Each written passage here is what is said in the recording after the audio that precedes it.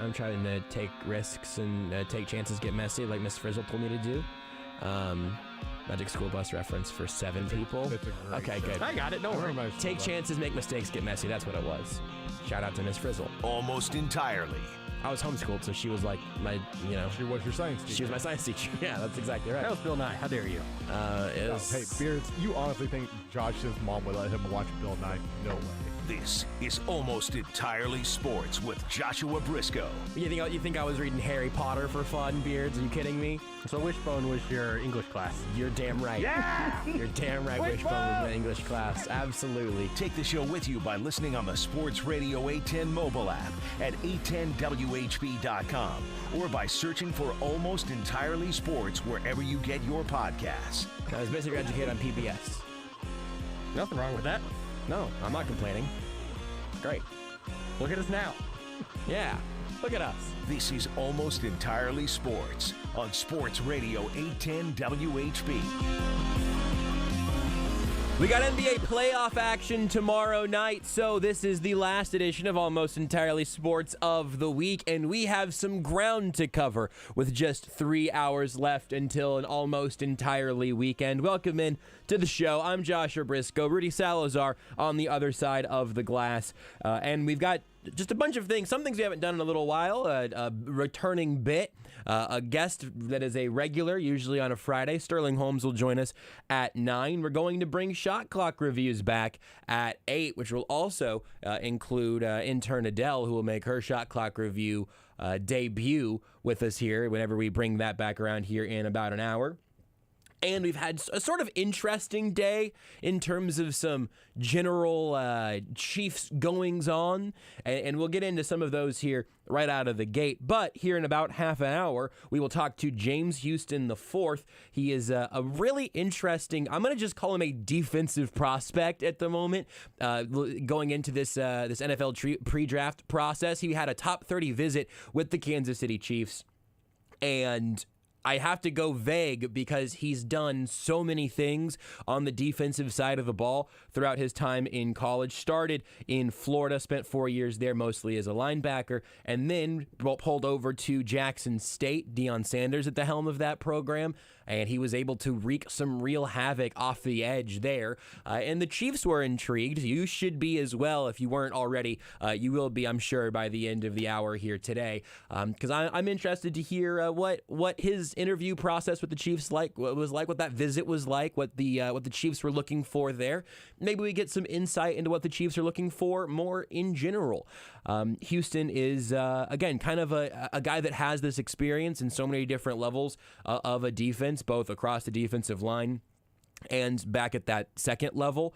So we'll see what he thinks in terms of where he makes the most sense and where he fits. But man, if there's anything we know the Chiefs like in terms of one constant on both sides of the ball, somebody who is able to do a lot of different things and might be able to be a special teams menace while being a part of a defensive rotation. I mean, those are all things that very much seem to speak Brett Veach's language. So we'll talk to James Houston IV here coming up in about 20-25 minutes or so, and see what that process was like for him, and again also just like the entire pre-draft process as we sit here now 2 weeks away from the beginning of the NFL draft. Has to be a crazy thing, from pro days and some of the the pedestal games, if you will, and then also of course the combine, but even another layer there for Houston.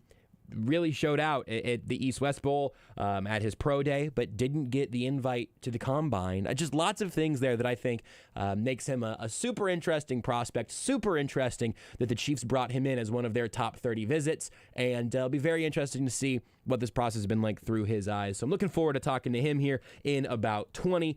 In the meantime, looking back at just some things that have sort of been a shooting star across the Twitter timeline today in the Chiefs world, where we're, constantly occupying. It's funny because it feels like the draft is the only thing that we really have to hang our hat on for, a month, and the Chiefs obviously haven't made any really enormous moves since the trade of Tyreek Hill, bringing in Marquez Valdez-Scantling. Like, it has not been a terribly chaotic time for the Chiefs. We've kind of been waiting for them to do something that changes the format kind of at all going into this draft process, where you just see that there are some real holes they're going to have to get creative with how to fill. And we're not just talking about depth pieces, right? We're talking about who is this team's number one wide receiver. The real answer is Travis Kelce, but what are they going to do at the starting cornerback positions, where Travarius Ward is in San Francisco? L'Jarius Sneed is still very early in his career, and also only one man. I am a big fan of Rashad Fenton, but then what is that after DeAndre Baker up next? You know, how many of these guys can you rely on? How many of these guys do the Chiefs love? All the different ways that you can zoom in on any different particular position group. And I think right now, and this, you know, again, we'll go back to getting some real expertise on this from James Houston in 20 minutes, but getting after the quarterback is the thing that on every expanded scale, if you gave me everything that the Chiefs could have an issue with right now, and you said you got to pick one of these issues that you are going to put a magnifying glass on, I think right now I am most worried about their ability to get pressure on a quarterback. Figuring out the best way to solve that problem is where all of the contention is going to continue to come from. We've talked about this all week. We've really talked about it for a couple of weeks. In the grand scheme of things, it is an interesting draft class when you look at the particulars of the wide receivers and the edge rushers. Something we talked about with Craig and Kent and Seth all just this week.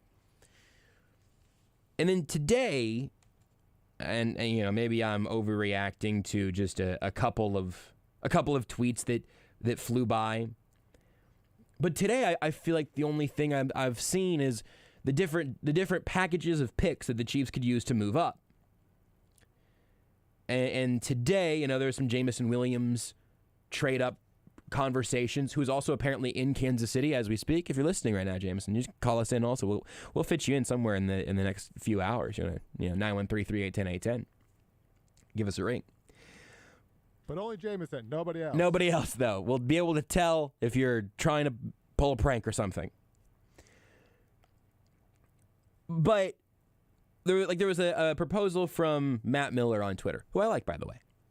But he said, here's a trade idea laid out this morning. Houston gets pick 29, 50, and 103, and the Chiefs get number 13 to go up and get Jameson Williams. I hate it.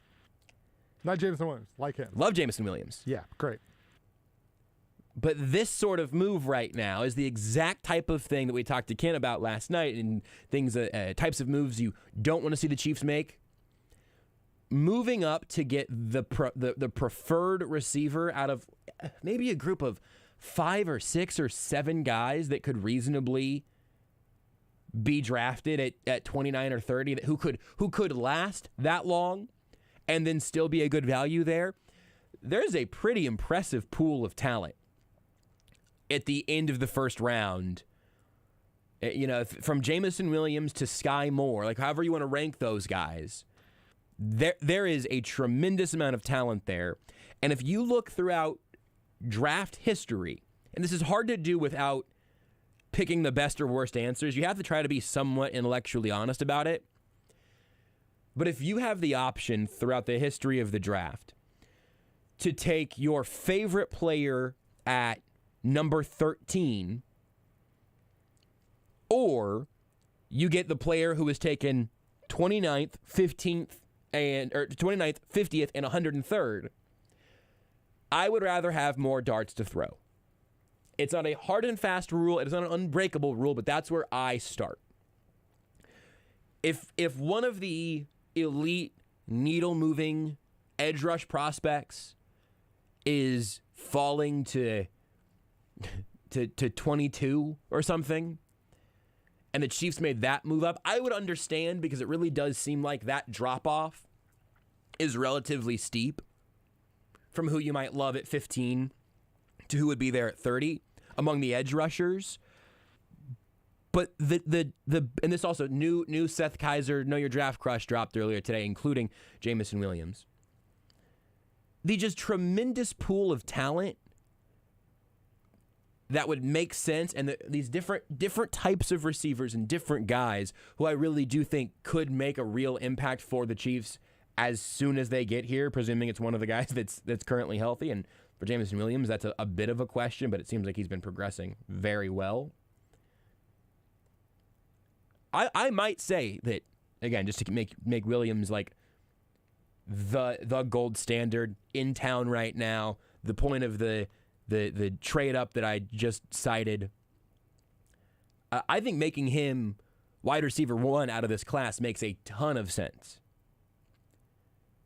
But if you said, even taking the names away from it, and the particulars of this draft class, would you rather have wide receiver 1, 2, or 3, or you get wide receiver 6 and 12? You might say, but Josh, why would you double up on one position? Whenever you package picks to move up to another spot, you are spending all of those picks not just on the same position, but on that one player. You are, by definition, putting a lot of eggs in that one basket. And so for me at this point, looking around and seeing what this receiver class specifically has to offer, there are a lot of names that I would be excited to see the Chiefs at 29 or 30. I have a shorter list of names from the edge rushers, as we've talked about this week. And I do think that if the Chiefs move up, I think, as of right now, and I've never guessed wrong about a Brett Veach draft pick ever before, so you should know that I am batting 1,000. That's why the Chiefs have so many first-round corners. I've never been wrong, ever, about guessing what the Chiefs will do in the draft. Definitely not like super mega loud wrong about literally their first pick in both of the last 2 drafts. You love running backs and linebackers. I do. Your motto is draft them top 10 or don't draft them at all. No, it's like But actually draft them in every single round. I love running backs and linebackers. Especially for running backs. I love them like I love McDonald's French fries, you know? Are they basically a wide receiver?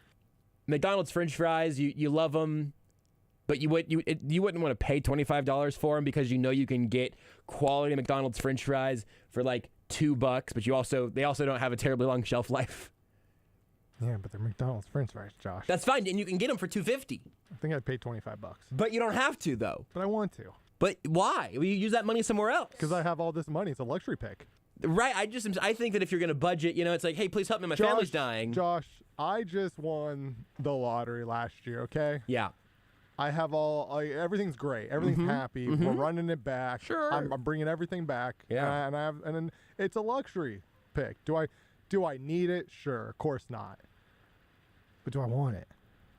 Yeah. And again, it's a luxury. And those French fries are basically vegetables, so you know.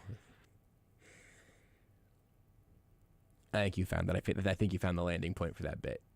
French fries are basically vegetables is a good one. Yeah. Thank you. Yeah, that's a good one. I'm glad that you sound as pleased with yourself as you should there. I hit my knee. I was turning to face my computer, and Adele made the point that you can get them for $1 through the app, large French fries. And as I was turning, I hit my knee on the edge. And I do it at least once a show. I've done literally once a day. I do it in both 1510 and 810 once a day for the last 2 years. Rudy was actually 6'7" when he started working here, but Yeah. every day he just chips off a tiny bit of his femur, and he just gets a little short. But that's the 1510 and 810. He hits different knees on different sides, so it's been basically both the even. right knee every time. That's why I kind of I'm at a slant a little bit. Yeah, that's always that right knee. it's- I mean, occasionally it's the left knee, but it's 95% the right knee. So Rudy's kind of miscalibrated right now, I guess. For many reasons. Fair. Not just the true. knee. So I am at this point now that's not surprising 2 weeks ahead of the draft where the idea of moving up at the cost of some of your picks is not something I am, in the general sense, very excited by. There's one other element of this that has me like legitimately a little bit annoyed. One argument is, well, the Chiefs have 12 picks. They're not going to roster 12 picks, right? 8 of their picks are in the first 4 rounds, and then the next 4 are all 7th round picks.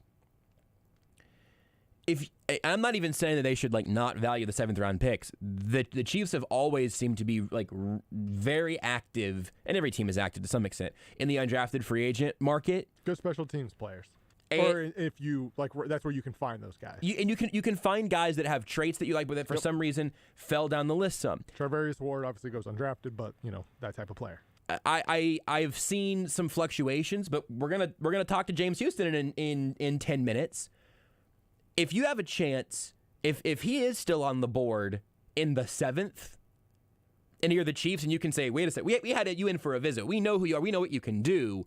And again, the Chiefs are no man's land currently in rounds 5 and 6. So they're not going to have a chance to make that pick in 5 or 6 unless they package some of those 7ths and move up. And those are some low 7s. So like even getting up into the 6. That's true. That's a good point. It's not impossible. It's not as if your 2 of those 7th picks are in the top 10 picks of that round, so you can get up into the back of the 6th round. Which, I mean, hey, if you really love a guy and you want to package 3 7th round picks, sure, part of the reason they don't have some of these late round picks is because they've done things like trade late picks for future late picks for current later picks. Yeah. But if you think of those as being your automatic like down payment, lock them down, undrafted free agent pool of guys, nobody ever says, oh, they're not going to draft that many. They're not going to sign that many undrafted free agents right now. You got to get through training camp, and this is your chance to cut the undrafted free agent line. Whoever that ends up being, there can be value there, but it is a very different. It's a very different type of math that you do with 8 picks through the first 4 rounds. That's a great problem to have, and it annoys me when people start framing that as a legitimate problem. Say, well, the Chiefs have a dozen draft picks. What should they do? Well, they got a dozen draft picks. They had to use some of them to move up and go get themselves whoever they want high in the first round. Those picks don't all spend the same, though. That's the place for me where, look, if you said, hey, how much better, take names away, positions away, how much better would the Kansas City Chiefs get in the immediate and in the long term if they were able to add 2 first-round picks, 2 second-round picks, 2 third-round picks, and 2 fourth-round picks? You would go, wow, what an incredible influx of young talent on rookie contracts. What a great deal. However, did they pull this off? Then I'd say they traded Tyreek Hill away. And you go, excuse me? Pardon? Never heard of him. The track guy? Yeah, he's really fast. Return specialist, I believe. Some people were saying. Get those special teams players in the draft. You remember Tavon Austin? Basically the same guy. I'm pretty sure All-Pro, Pro Bowl, future Hall of Famer, Tavon Austin. Pretty much. It has started to really annoy me when the Chiefs having like you trade Tyreek Hill and people go, well, you got all these picks. You're gonna help build yourself for the future. So quickly, that becomes an argument of they got so many picks, they got to use some of those to move up, go get their guy. And again, the logic does matter. If you trade up for the first edge rusher who is outside of that elite group, wherever that cutoff line would be for you, that is worse than trading up for 1 pick sooner to get the last elite level first round graded edge rusher. I just really like this group of receivers, like through a pretty long list. I mean, we kind of like I think Treylon Burks was the first know your draft crush that Seth Kaiser did. Yeah. We got to the point at the end of the Treylon Burks review and where I was at when talking to Seth, I said, honestly, Seth, like it kind of feels like you're relatively lukewarm on him, especially compared to some of these other guys and some more explosive physical traits that some of the other members of this first round sort of first-ish round draft class would leave you. But even with that said, if Treylon Burks was the pick at 29 or 30, I'd be pretty stoked. If he's the pick at 16, again, even to make it about Chris Olave or Jameson Williams, like if you are moving up with other great talent still left on the board, that's a time to be patient. If you're moving up because the group of impact players has waned so much, that's a move that I understand. But moving up just for the sake of moving up does not make sense to me. Yeah, especially I value even those 7th round picks because again, sure. right? You throw 4 darts, maybe one of those hits, but especially talking about those first 8, if those 8 picks turn into 7 picks, I can live with that, right? Like if there is a guy you decide to go target, and you like that guy, if 8 turns into 7, I'm generally okay, unless it's somebody where you're like, why did you trade up for a guy who was almost definitely going to be there at you know what I mean? Like it's always how it feels, and then you start hearing actually the Patriots like that guy. They had to get in front of the Patriots. There's always those stories, but you know what I mean? Like the guys who it's like why that's not a guy you really trade up for, right? Like so I'm just. This was pointed out just like basic, the draft formula math, right? If the Chiefs trade one at 29 or 30 and 94, then get to about 22 to 24, right? Yeah. That's a move I'm relatively okay with. Now, if they did that for a right tackle or a running back, we got problems. Right. But if they do that for a wide receiver or an edge rusher, right? You feel like maybe there's a run on wide receivers, or even if there's not, right? Like there's just the guy they love, the guy who they think is great is there. I'm fine with you making one of those moves. Go get that. The problem is, what I'm worried about is that 8 is going to turn into 6. Yeah. Or 8 is going to turn into 5. Or 8 might, God forbid, it turns into 4. Like or it turns into 6, but it's the last 5, and then they pick like 12th. Yeah, it's like that's where my worry gets. I pretty much am like, when you have 8 picks, I think you have kind of afforded yourself the luxury to like go get a guy, but don't go. The reality is, don't go crazy and jump up to 13. Don't go crazy and try to jump up to 12. Or I think the Chargers are at 15. I think I saw a mock draft that had the Chiefs and the Chargers trading, which doesn't feel like that's going to happen. Yeah. And just maybe teams shouldn't care about trading within their own division that much, but it's just something they obviously care about. So it's just like that's just how it's going to be. But if you want to make a move, I want them more. Maybe the most important thing, I guess, is that I want to see 4 players drafted in the first 2 rounds. That might be the main point to all of this, right? Yep. However you get there, I want to see 4 players drafted in those first 2 rounds.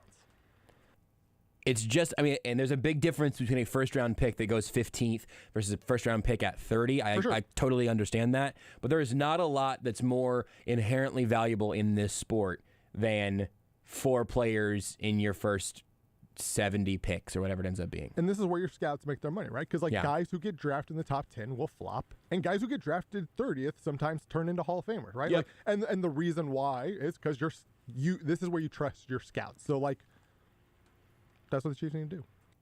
They also do need to find value later on as well, and also the types of players that they seem to really covet, guys that can do any number of things all across a defense, including at different levels, both of defenses and of college football in different places. Those things are all true of James Houston IV. We'll talk to him on the other side of this break. He came to visit the Chiefs. He was a top 30 visit for Brett Veach and company. Want to find out what he learned in Kansas City, what the Chiefs learned about him, and what his pre-draft process has been like. We'll talk to James Houston whenever we come back. Want more Almost Entirely Sports? Watch the show live on the Sports Radio 810 Facebook page. As an employer, are you having a hard time finding great people for your company? Let Sports Radio 810 help you with your search. Many local companies are taking advantage of the 810 Jobs Connection program. Recruitment is tough right now. The online search engines are packed with all your competitors. Sports Radio 810 Job Connections is a turnkey program designed to help you find your next hire. For more information, contact Sandy Cohen at scohen@unionbroadcasting.com. That's scohen@unionbroadcasting.com. Every year, Cars for Heroes awards hundreds of donated vehicles to those in need. For some, it's an accessible van that allows them to take a family member who uses a wheelchair out for the first time in years. And for others, it's just a simple car that can get them to work and doctor's appointments. If you know someone in need, you can apply or you can help by going to our website at carsforheroes.org. That's cars4heroes.org. Cars for Heroes, proudly sponsored by Shamrock Roofing and MidwestAirPros.com. Kansas City's nicest upscale golf course, the Golf Club at Creekmore, is offering a preview 3-month trial membership. Come see why Golf Digest ranks it as one of the best courses you can play in the state in 2020. And Creekmore has a great new twilight rate for golf after 5 p.m. It's only $25 per person, including cart for as much golf as you can play. Host of several prestigious events annually, such as the U.S. Open Qualifier. Play more at Creekmore by calling 816-331-2621. Your only short drive of the day will be getting there. Matt Coker here from West Coast Men's Health. Guys, Viagra is not the answer for your problem. I know you think it is, but Viagra has horrible side effects, and for most men, the longer you're on it, the less it works. Viagra is not a curative medication. It's not fixing your problem. It's a Band-Aid for a shark bite. Acoustic wave therapy is the newest technology that can correct your problem.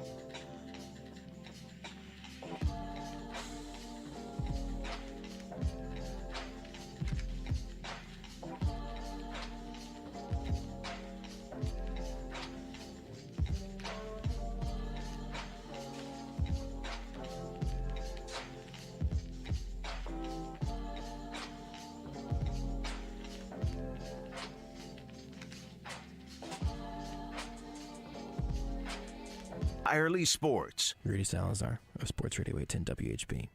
If J.J. Watt had retired 4 years ago, would he have been a Hall of Famer at that point? Yes. You're an idiot! There's no way he would have been a Hall of Famer if he would have retired 4 years ago! You're a fool! You're a fool! There's no chance! If he would have retired 3 years ago, he would have been! With Joshua Brisco. Sports debate. Jazz hands. On Sports Radio 810 WHB. The draft is 2 weeks away, which it sort of feels like it's been, I don't know, months leading up to that point. It also feels like it's maybe snuck up on us a little bit. I'm not sure how most people listening right now are feeling. I have to think, though, that it has been a very unique last couple of months for our next guest. James Houston IV joins us now. I don't know if you like the Roman numerals all the way, James. I know there are a lot of you there in the family line, but man, I mean, if I feel caught off guard by the draft finally getting here, what have your last month or two look like? Yeah, the last couple of months have been a little hectic. Just really focusing on my pro day and also just these meetings and stuff with the other teams and whatnot. It's been a little hectic, but I mean, it's something I was prepared for, and I knew it was coming. And so I'm really just taking it on in stride and just having fun with it. You might remember James from his time at Florida and then most recently at Jackson State. I want to get through some of that here in a minute. You can also follow him on Twitter at JTHouston_4 because the branding continues to be important. But I mean, the process you say, James, like with these visits and the pro day and your performances, everything since the college season ended, what part of it for you has been like the most eye-opening at this level, even though you say, you were prepared for this? Has anything caught you off guard at all? Not really. It's a similar process. I kind of went through. I had to work out for some teams while I was in the transfer portal. So I mean, it wasn't anything like I wasn't accustomed to. It was just you had to grind and you had to get through it. Going through 2 of those bowl games, they're very much they consume a lot of your time. They keep you up all types of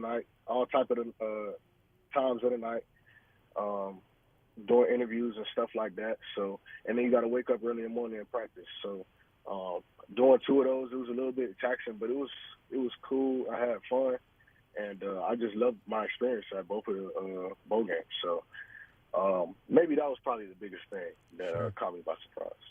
Well, and then so on these visits, I mean, these are things that from the outside, we know that they happen and we kind of have an idea. But when you got here to Kansas City and you met with the Chiefs, I mean, this is a team that is always looking to add defensively, but especially right now around the edge, they've had some departures in recent years. And you've done just about everything defensively at the collegiate level that anyone could be asked to do. I've seen hybrid, I've seen versatile, I've seen do it all, I've seen Mike, Will, Sam, edge, inside, outside. So whenever you look at that, all of the tools you have in your bag, what were the Chiefs seemingly most interested in? I think they were interested in all 3 positions, inside linebacker, outside linebacker, and edge rushers. And I just feel like everybody kind of sees my versatility and sees that there's a lot of potential and production there. So I just feel like I'm definitely the most versatile player in this draft, but I just feel like it's going to be a great fit for whatever team really needs me and whatever team really feels like I could be put in a great position.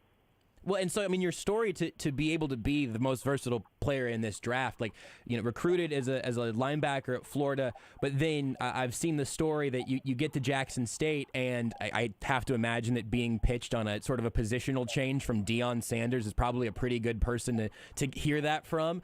But I saw that he kind of pitched you on the Micah Parsons track and what that did for him. What was your experience like getting to Jackson State and then kind of opening up even more what you could do on the edge? Yeah, Jackson State was probably one of the best decisions I made in my life, choosing to go to that school. Just being coached by all those different type of guys, Coach Deion, Coach Dennis Thurman, Coach Jeff Reeks, and Coach Trevor. And all those guys, they really poured in all their expertise and all their experience that they have playing the game of football right into me.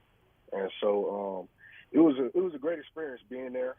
Obviously, the position change was just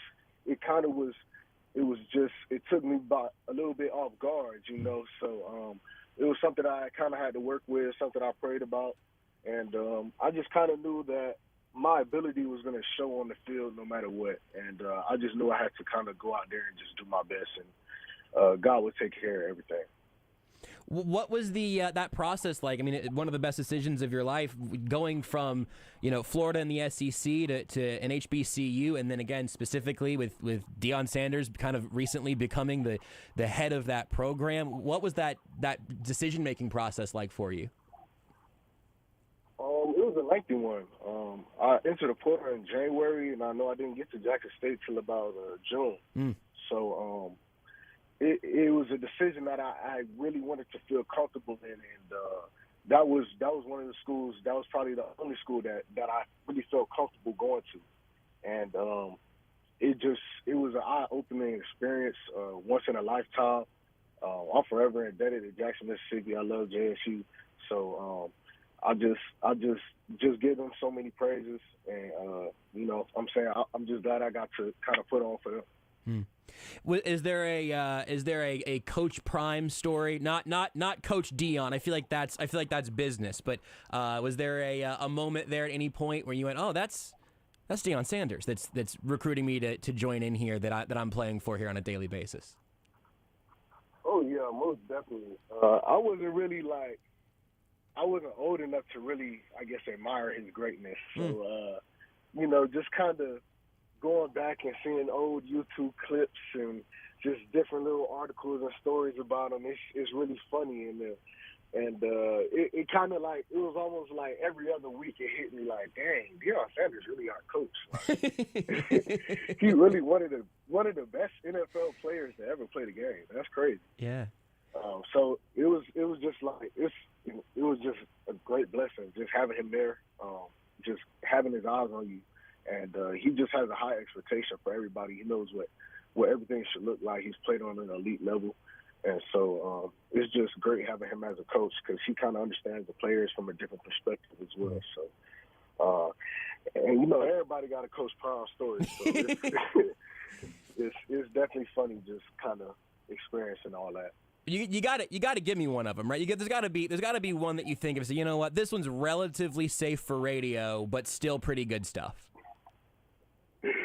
Oh man, I don't know if I could get those stories out right now. Man. Oh man, if I could, I'll tell you what. Listen, here's the thing: if you do end up in Kansas City, you've got to promise me that we get one of.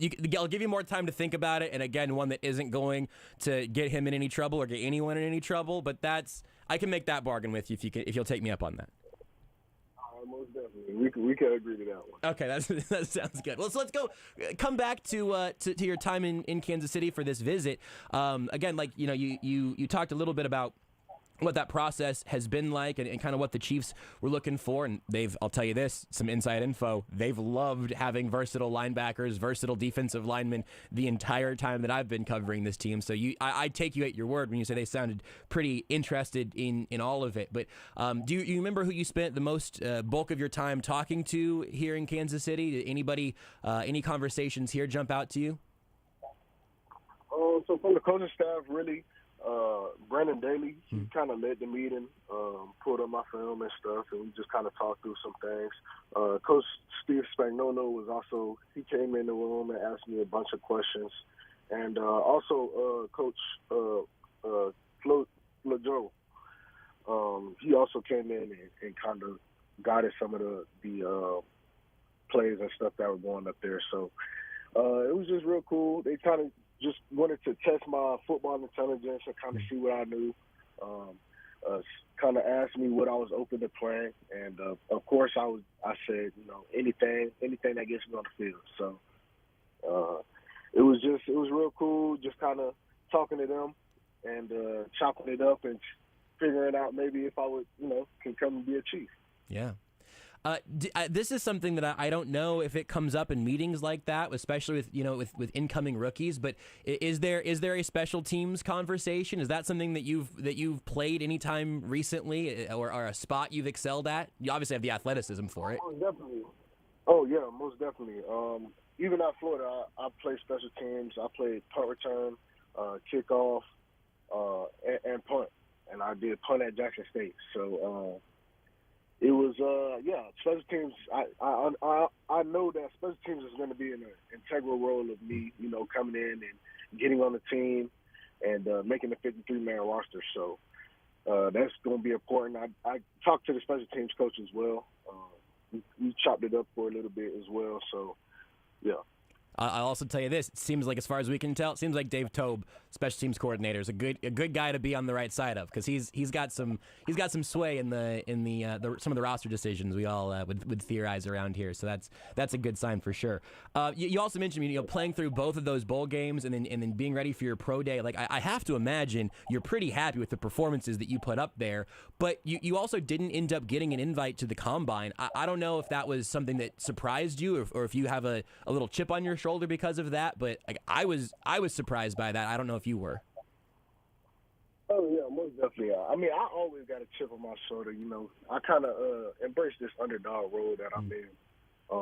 But all that stuff is cool. I don't really care too much about that because you know, all those guys may not even get drafted. And, you know, it's gonna be guys that get drafted that didn't go to the NFL Combine. Mm-hmm. So, I mean, all of that is just kind of relative and just very political, and it's not really something I can control, and that's kind of something that I had to pick up on, you know, just kind of going through my football career. Like, there's going to be a lot of things that you can't control in this game, but one thing you can control is yourself and your actions. So, I mean, I went to my pro day and I did my thing, and, you know, Coach Sanders blasted me out, and, you know what I'm saying, he called out the dudes that didn't come out there. So, I mean, we gonna make it. You know what I'm saying? We got each other, and it's just, you know what I'm saying. You got to put everything out there and just allow it to be evaluated. So where's your head at now? Like going into the draft, like is there a dream currently? Is there a place that you expect to hear your name, or what's the mindset like? And also, you have plans with the family or anything sitting around the TV for any part of that? Oh yeah, most definitely. I don't really have any team or anything. I just kind of keep my expectations neutral and just being happy that I'm going to be able to get the opportunity to play in the National Football League. I know without a doubt I'm going to get some type of opportunity, and so that's just a dream in its own, and I'm going to take full advantage of it. But, yeah, we definitely going to have a party down here, a big draft party.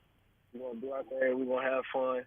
And, yeah, it's a fun time. I'm celebrating all my hard work that I kind of put in, you know, through Little League, high school, and college. It's been a lot, you know what I'm saying? I've been up, I've been down. And so it's going to be fun to just kind of sit back and see my reward. Yeah, that's awesome. I think that seems like a really good perspective to have. Is this is the payoff of the work so far, and I would also not say that you sound like somebody who thinks the work is almost over. It seems like you're excited for the steps that come next, but the payoff of what this next couple of weeks should be like for you. I'm excited to see where you end up and hope that it's around here. We'll let you go in a second, James. But if you heard the title of this show is Almost Entirely Sports. We've talked a lot of sports. I want to know what you are doing outside of the world of sports. So what do you do in your free time when you're not looking at tape or working out or going back through the football grind? What do you do to decompress? I watch a lot of movies. I'm a real big movie guy, so I watch movies, good TV shows. And, yeah, that's really too much it. I play some video games. Football really does kind of consume my life, honestly. But, I mean, I love it. So, I mean, I'll literally just watch, old NFL games and just sit there and just watch it, be on my phone or whatever the case. So, but, yeah. Okay, that's great. No, you've opened 3 doors just now. I want to know the best movie you've seen recently and what video game you've put the most total hours into. The best movie I've seen recently. So my favorite movie recently that I just saw, it was a little rerun that was on with Django. And you said the best, what else? The video game that you think you've probably put the most hours into. Oh, most definitely FIFA. Oh, really? I love FIFA. Yeah. Is there another soccer connection? My producer Rudy on the other side, he's the soccer guy here. You said FIFA and his ears perked up. So I don't know enough about international soccer to have a good take here. Oh yeah. I love playing FIFA. I think it's definitely one of the best games out. So and then anybody want to challenge me, let me know. Yeah, that's the thing. Open up the lobby. What's the go-to team? I used to go with Barcelona. But Messi's done left, so I rock out with Manchester United. Okay, I'm a Real Madrid guy, so I get the Barcelona. Okay. Yeah, I get all it. But Ronaldo left, and that made Real Madrid less fun. Right. I feel really bad for you guys. I wish I knew. I've tried playing FIFA on the Switch. It does not have a proper processing power to make that work though. And then what if I say you get the catalog of one musical artist, it's the only thing you can listen to forever, but you get this one artist, their entire catalog. What artist are you taking with you? I'm gonna definitely say Lil Wayne. He's the best artist. So I gotta say Lil Wayne. That's a like literally an arguable answer. That's a great one. James, I appreciate your time. I hope we have a reason to talk to you again in the future. Hopefully, as a member of the Chiefs, I don't know, if you end up in the AFC West or something, I might try to get you back around here again anyway. But best of luck these next couple of weeks. Appreciate your time tonight. Hope that the visit to Kansas City is a recurring one that you and your family get to make going forward. Yes, sir. Me too. Appreciate it, James. Thanks for your time. There we go. James Houston IV, Florida, Jackson State. A big FIFA guy, Lil Wayne guy. Just recently enjoyed a little Django rerun. I got to tell you, so again, like kind of in this, the come up process to knowing we might be able to get him on the show sometime soon, and going back through kind of what his whole process has been, what he is defensively, some of the versatility that he brings, and also a fun chat, man. I'm invested. I hope that he does get his name called, and some of those, if he is still on the board with any of those 7th round picks that we were talking about earlier, I would love to see. I'd love to see him get his, or hear him get his name called and see him come to Kansas City, because I feel like the things that he can do at literally, not an exaggeration, 5 different positions, half of the defense you could probably find somewhere for James Houston. I'd love to see him doing that in red and gold. Yeah, and I mean, this shouldn't come as a surprise when you think about the fact that he's spent time at both Florida and with Deion Sanders. So he's frequently been around like the big moment. Didn't sound like a guy who was like had any nerves or seemed like. Do you mean about going to the NFL or being on this show? Because I would say that one of those is probably a bigger signpost in his life. But which one? But I'm not going to be the one that tells you that. I can't speak for him in that regard. I don't want to. Personally, I will say for myself, being on this show has been more important to me than my pre-draft process. That's fair. But I was also not very heavily recruited. I was recruited pretty well. I didn't get a combine invite either, though. That. Yeah. He really did. His. I wasn't recruited at all. That's a lie. His pro day performance, his pro day numbers, his bowl performances, tremendous. I mean, it makes no sense to me that he didn't end up getting the invite. Again, sounds like somebody who's not losing any sleep over that, but a little extra chip on the shoulder also never hurt anybody. I believe I said this last segment, not in the commercial break, just to you, but like at this point I can't remember what when I said what. I am obsessed with defensive players who have like that versatility, because you just don't see it that often, right? Like in other sports, like I like players who are versatile in every sport. And that's something you don't see a ton in the NFL. We started to see that with offense, right? Like just like with creativity and stuff. Yeah. You don't see it a ton on the defensive end. We started to see that with Isaiah Simmons, Jeremy Chin. I love players like that. I think that is the future of the NFL. I'm surprised it's taken the NFL this long to get that point. But even also college football, right? You don't see a ton. You see more of it there, but you don't see a ton of it. I think that's kind of the evolution of football, is finding athletes who can, and just having them play 6 different spots on defense, because why not? Yeah. The reason why is because not that many people can do it well. That's fair. But he said it himself. He feels like he's the most versatile player in this draft. I get it. I guess, look, I mean, if the question that teams are going to ask, I suppose, is can he do any number of these things at a very high level? For sure. But man, I'd love to find out. I would love to be the team that has him on your roster, who can be a menace on special teams while you find the spot for him in your defense. And we know that the Chiefs have been able to, again, the prototype for the Chiefs at defensive end versus at linebacker is all very varied. But you find spots for great athletes. I feel like you very strongly about that, and he seems like the type of guy to take that shot on. There's like the philosophy of just always drafting the quarterback every year, even in the 7th round. Like I would also like that would be one of my things as well, just like always draft a versatile defensive player, right? Like always, like, and maybe that's targeting that guy as like, hey, this is our prime undrafted free. What the point being, like, bring in somebody who can play multiple positions on defense, who's a freak athlete, give him a shot. Love for it to be James Houston.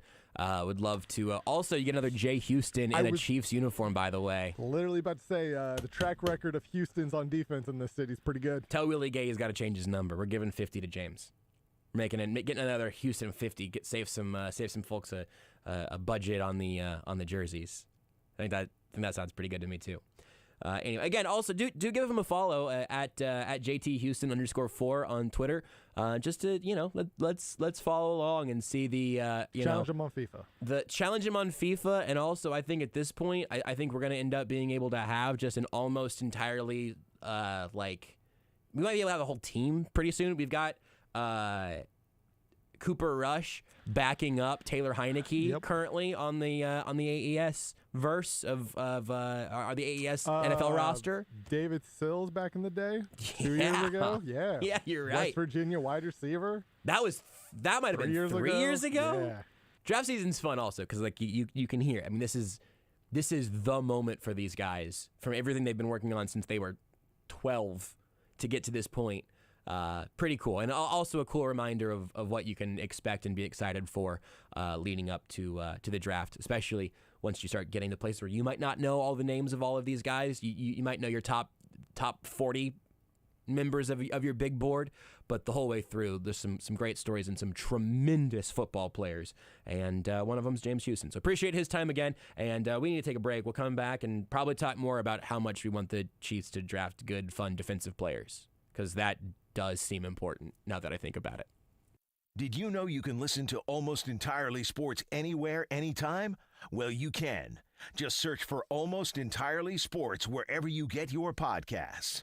Robert Brogdon's Olathe Kia has extended their 90-day money-back guarantee. So if you're looking to buy a new vehicle like the 2022 Kia Telluride, Seltos, or Sportage, buy from Brogdon. If you don't love it, return it, no matter what the mileage, and they'll refund you 100% of the purchase price. But if you do love it, you've got a great vehicle with a 10-year, 100,000-mile warranty. Drive with confidence in a new Kia. Shop OlatheKia.com or stop by. Just a short drive from I-35.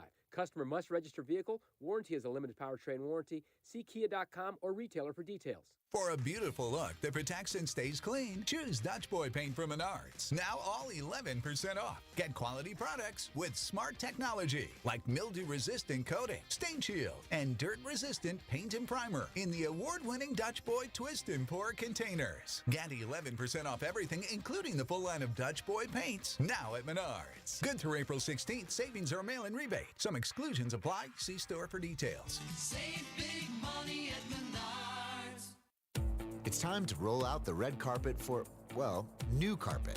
Right now at the Home Depot. Choose from hundreds of styles and colors from top brands. Plus, get free installation. So whether you want to brighten up your bedroom, add a little more cushion to your living room, or, yes, add some VIP flair to your hallway, you can get the perfect carpet to match your mood with free installation from the Home Depot. How doers get more done. Minimum purchase of $4.99. Exclusions apply. U.S. only. See store for details. Jamie Bluma here, inviting you to join us for the CNC Group Alpha Point Pro-Am, presented by Bank Midwest, on Monday, June 6th at Loch Lloyd Country Club. An official Midwest Section PGA Pro-Am, each team is paired with a pro golfer. Join us for a spectacular day of golf or provide a donation if you can't be there. All proceeds benefit Alpha Point's youth programming for children who are blind or have significant vision loss. For more information, visit alphapoint.org/golf. Once again, that's alphapoint.org/golf. Space is limited, so sign up soon. With PatriotSoftware.com, accounting and payroll, keep your time and money. Mike Capel here, serial entrepreneur with words from another happy payroll customer. My husband and I started a business together, and I had no idea where to start when it came to payroll. And a friend of mine recommended Patriot, and I have not looked back since. It was extremely user-friendly. I was actually able to understand it and run everything extremely well. And anytime I've had a question, they have been so quick to answer and help me. I definitely recommend it to anyone who is looking for a payroll software that is easy to use, user-friendly, and really offers everything that you need when it comes to something that's beneficial for your business. Visit us at PatriotSoftware.com. Use promo code RADIO and get 2 months of payroll free. That's PatriotSoftware.com. PatriotSoftware.com, accounting and payroll, keep your time and money.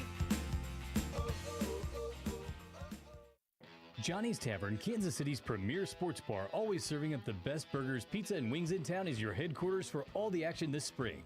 Catch all your favorite teams every day at any of their 11 metro locations. You can find all of the Johnny's locations at johnnystavern.com and enjoy the many patios. Tons of TVs and all the major sports packages available for the local sports fan at each location. Follow them on Johnny's Tavern Facebook, Twitter, and Instagram. Come out to Johnny's and capture all the action. Johnny's Tavern, serving up traditions since 1953.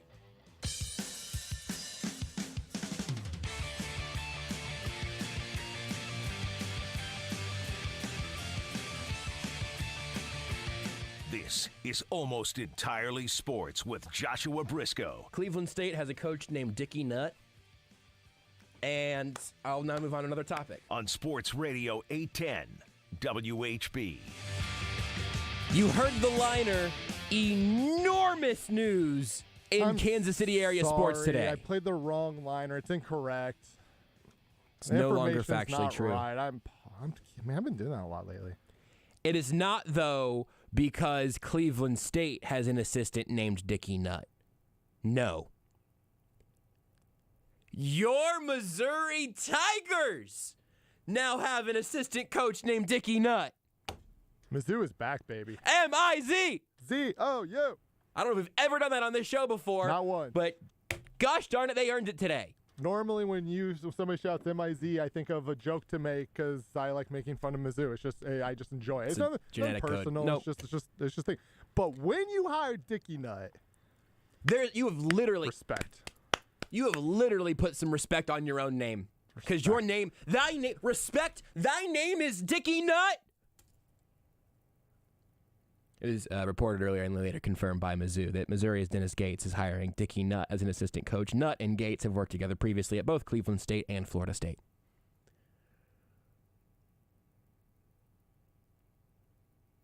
It just makes me happy. That's all. So excited for the Missouri program now. The border war is back, by the way. I think it might be over. I think Missouri might have already won that. No, sir. No, sir, because as much as I love Dickey Nutt, Grady Dick is on the other side of the border. We got a war, baby. We've got a war. The border war is back. Dickey Nutt versus Grady Dick. We're children, man. We're just so stupid. We're such children that I lost track of time. We're not hitting Sports Center, by the way. I figured that's okay. I worth lost track of time talking to James last segment. It was all worth it. It was. We got a good conversation with a incoming NFL prospect who both of us are very on board with. Yes. And then I got to share some great news with the Kansas City area. No bad decisions were made in this hour. No. Literally none. Maybe our first hour ever. I was just going to say that I think this might be the first good hour of radio we've ever done. Yeah, got there. We've done a lot of them. Finally, what we know is we have at least one good one. Like one full good one, start to finish. I did start by kind of being a little absent-mindedly trying to fiddle with the TV while delivering my opening monologue, but... I also wasn't here. Yeah. That's why it was such a good hour. You're listening to Almost Entirely Sports with Joshua Brisco on Sports Radio 810 WHB.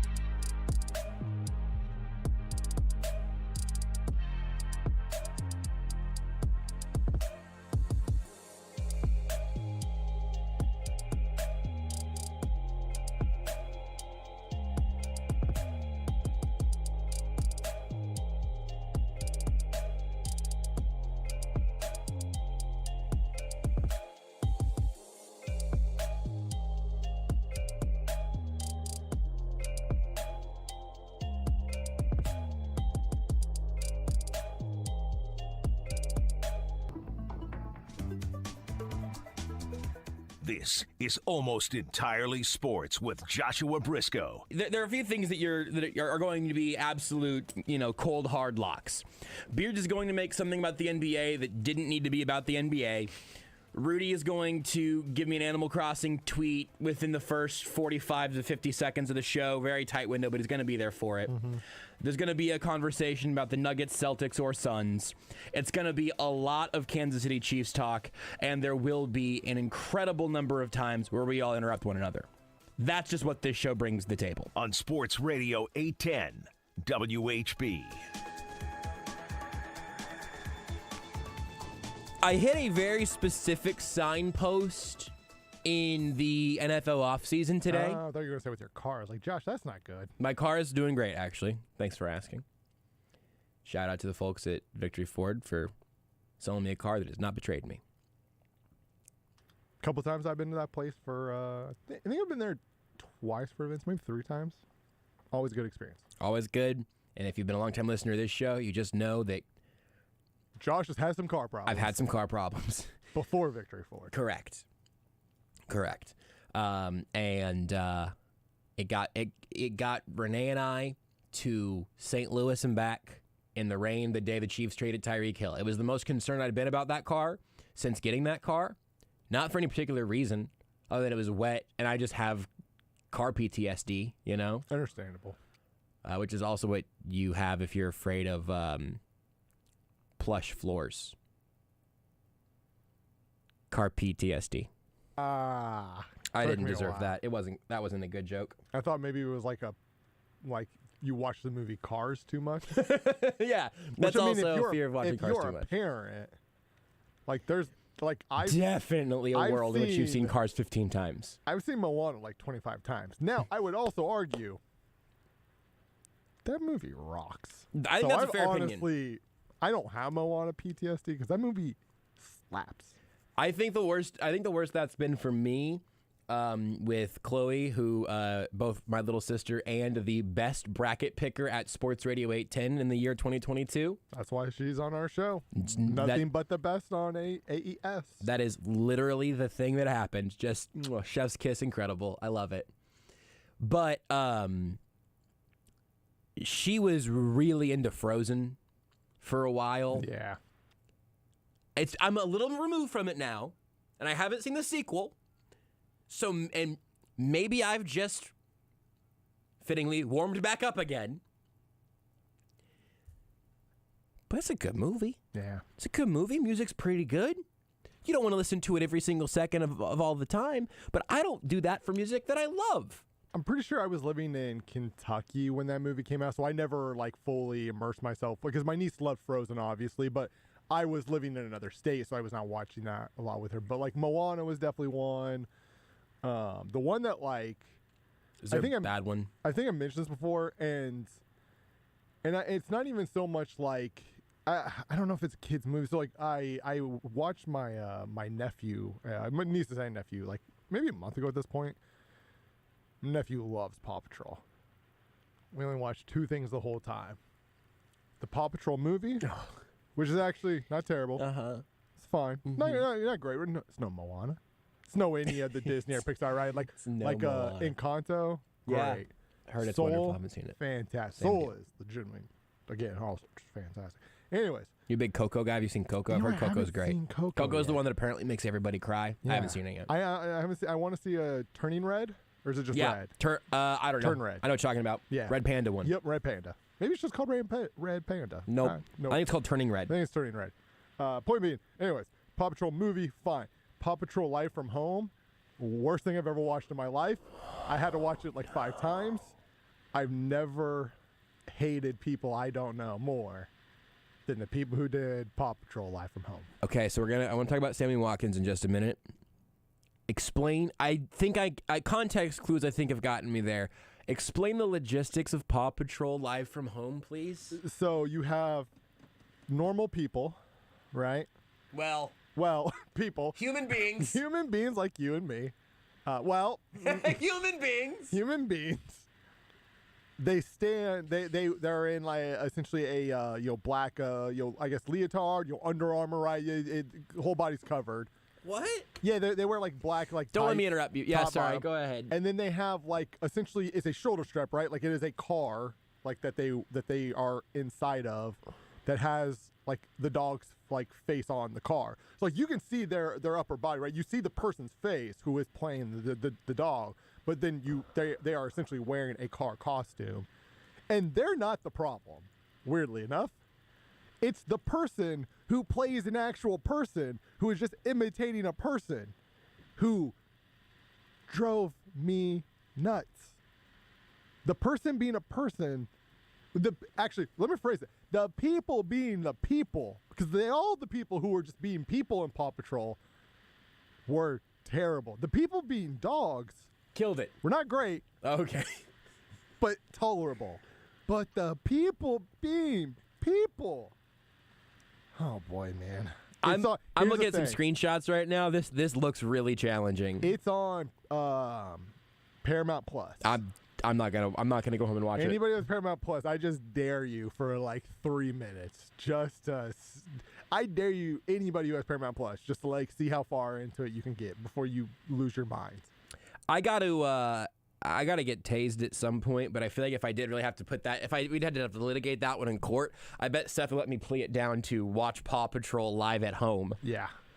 Oh, maybe I stream it or something. Oh my goodness. It was miserable. The only guiding light of this, from what I'm looking at right now, is that the bulldog with the big underbite, the big spiky teeth, does seem like a pretty good boy. Rumble. Is his name Rumble? Rumble's dope.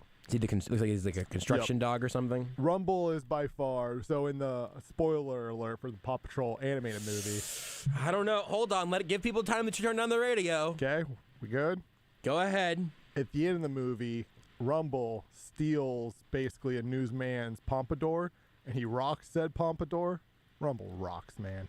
Hey, what do you mean his pompadour? Like a pompadour, it's kind of like a fake big wig. Yeah, I mean, I know the pompadour hairstyle. It's a wig, though? Yeah, it's a wig. Wow. Yeah. It's the newsman who, like, wears it to, like, cover the fact that he has no hair. There's nobody on the air right now who has fake hair as a long con to hide the fact that they've been bald this whole time. Why would you even say that, Rudy?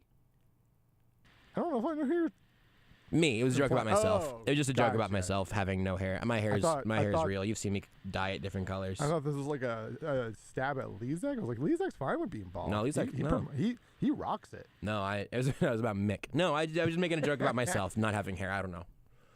I think it's Sorry, I thought it was like an actual, slight, a joke that you make that's also serious. That's why I thought you were going. Yeah, no, if there would have been somebody that I could think of that like clearly is like clearly doing, Danny. Welniak? I don't think that's true. Clink scale? Still not true. I don't know. I think every Danny I know has good hair. Mick's the most likely to wear fake. No, Mick doesn't care. But Mick's hair is pretty, it's short, but it's really good. Mick's hair is good. But also, Mick doesn't, I think Mick doesn't care enough to, wear a wig. Mick's just rocking. If Mick has to, he'll just roll out there with no hair. Yeah. Here's my take. I don't remember what made me think of this. I think it was Coach K's retirement tour, though. I legitimately think that's where it started from. Hey, everybody. That's all great ideas. Hey, come from. Hey, everyone listening. You can work like any hairstyle, hair color, hair thickness, whatever. There are ways you can pull off literally anything, right? I really believe that. The only, irredeemable hair look in 2022 is irredeemably overdyed. Yeah. You cannot sweat hair dye whenever you're out committing crimes in public. If it looks like you went into your business office as a copier room and took the ink out of the printer and just poured it directly on your head, you've Carlos Boozered too far. Yeah. You've boozed too close to the sun. You did the Creed. Did Creed do this in The Office? There's an episode of The Office where Creed does it. Sorry, I'm kind of a sports guy, Rudy, so I went to Carlos Boozer and Coach K. Who? Because I'm a sportsman. I don't know who those people are. Not a nerd who watches TV shows. Carlos Boozer? Yeah. I'll tell you what, if anyone hasn't seen that, You've seen the picture, right, Rudy? Yeah. Okay, like if When he was anyone in, hasn't, Chicago. if anyone hasn't seen that picture of Carlos Boozer with the absolute just like shoe polish hairline, and it's not just that; it was the fact that like 2 days earlier, when we saw him play a game, there was nothing there. Like it was in the span of literally 2 days. grew back really He fast. was like, "Oh, I just got this full head of hair." It's a tough look, but just let it go. You want to talk? You want to talk about? There's nothing wrong with gray hair. You want to talk about Roy actual hair Williams at this? rocked it. You want to talk about actual hair at this station?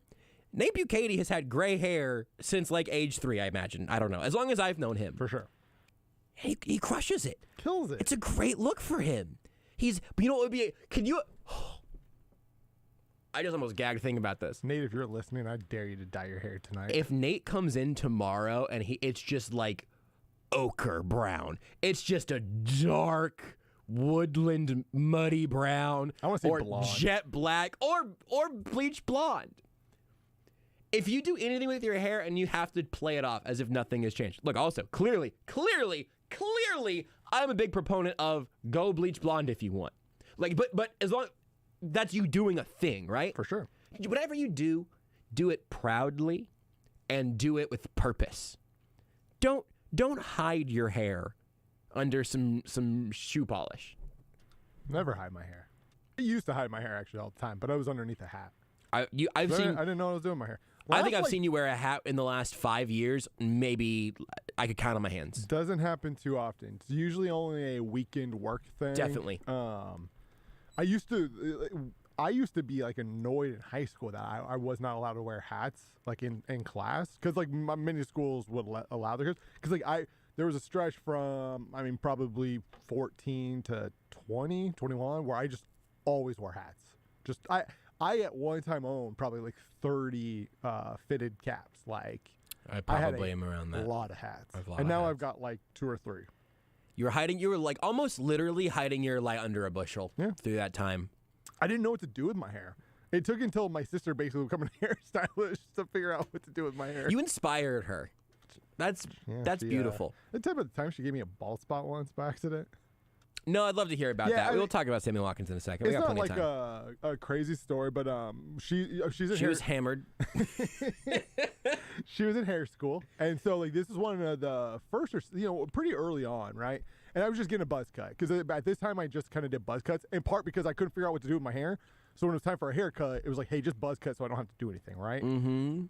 I get that. I have that urge still. Yeah, but when my sister was in hair school, they wouldn't let you use guards. You had to learn freehand, which is, it's weird, right? It's the whole, hey, you need to learn how to do math by hand. Right, because you can't have a calculator in your pocket all the time. Because you're just, when in the real world, you'll always have a calculator, right? And if you don't have, if you're trying to do something that your phone can't do for whatever, the phone's calculator can't do for whatever reason, you can just go get a calculator, right? Yeah. Like, you'll always have a calculator. Google it now. Yeah. So like their big thing was, hey, you can't use a guard if you give a buzz cut, even though once you become a professional, that's all you'll ever do. Yeah, my barbers and hairstylists have definitely all used.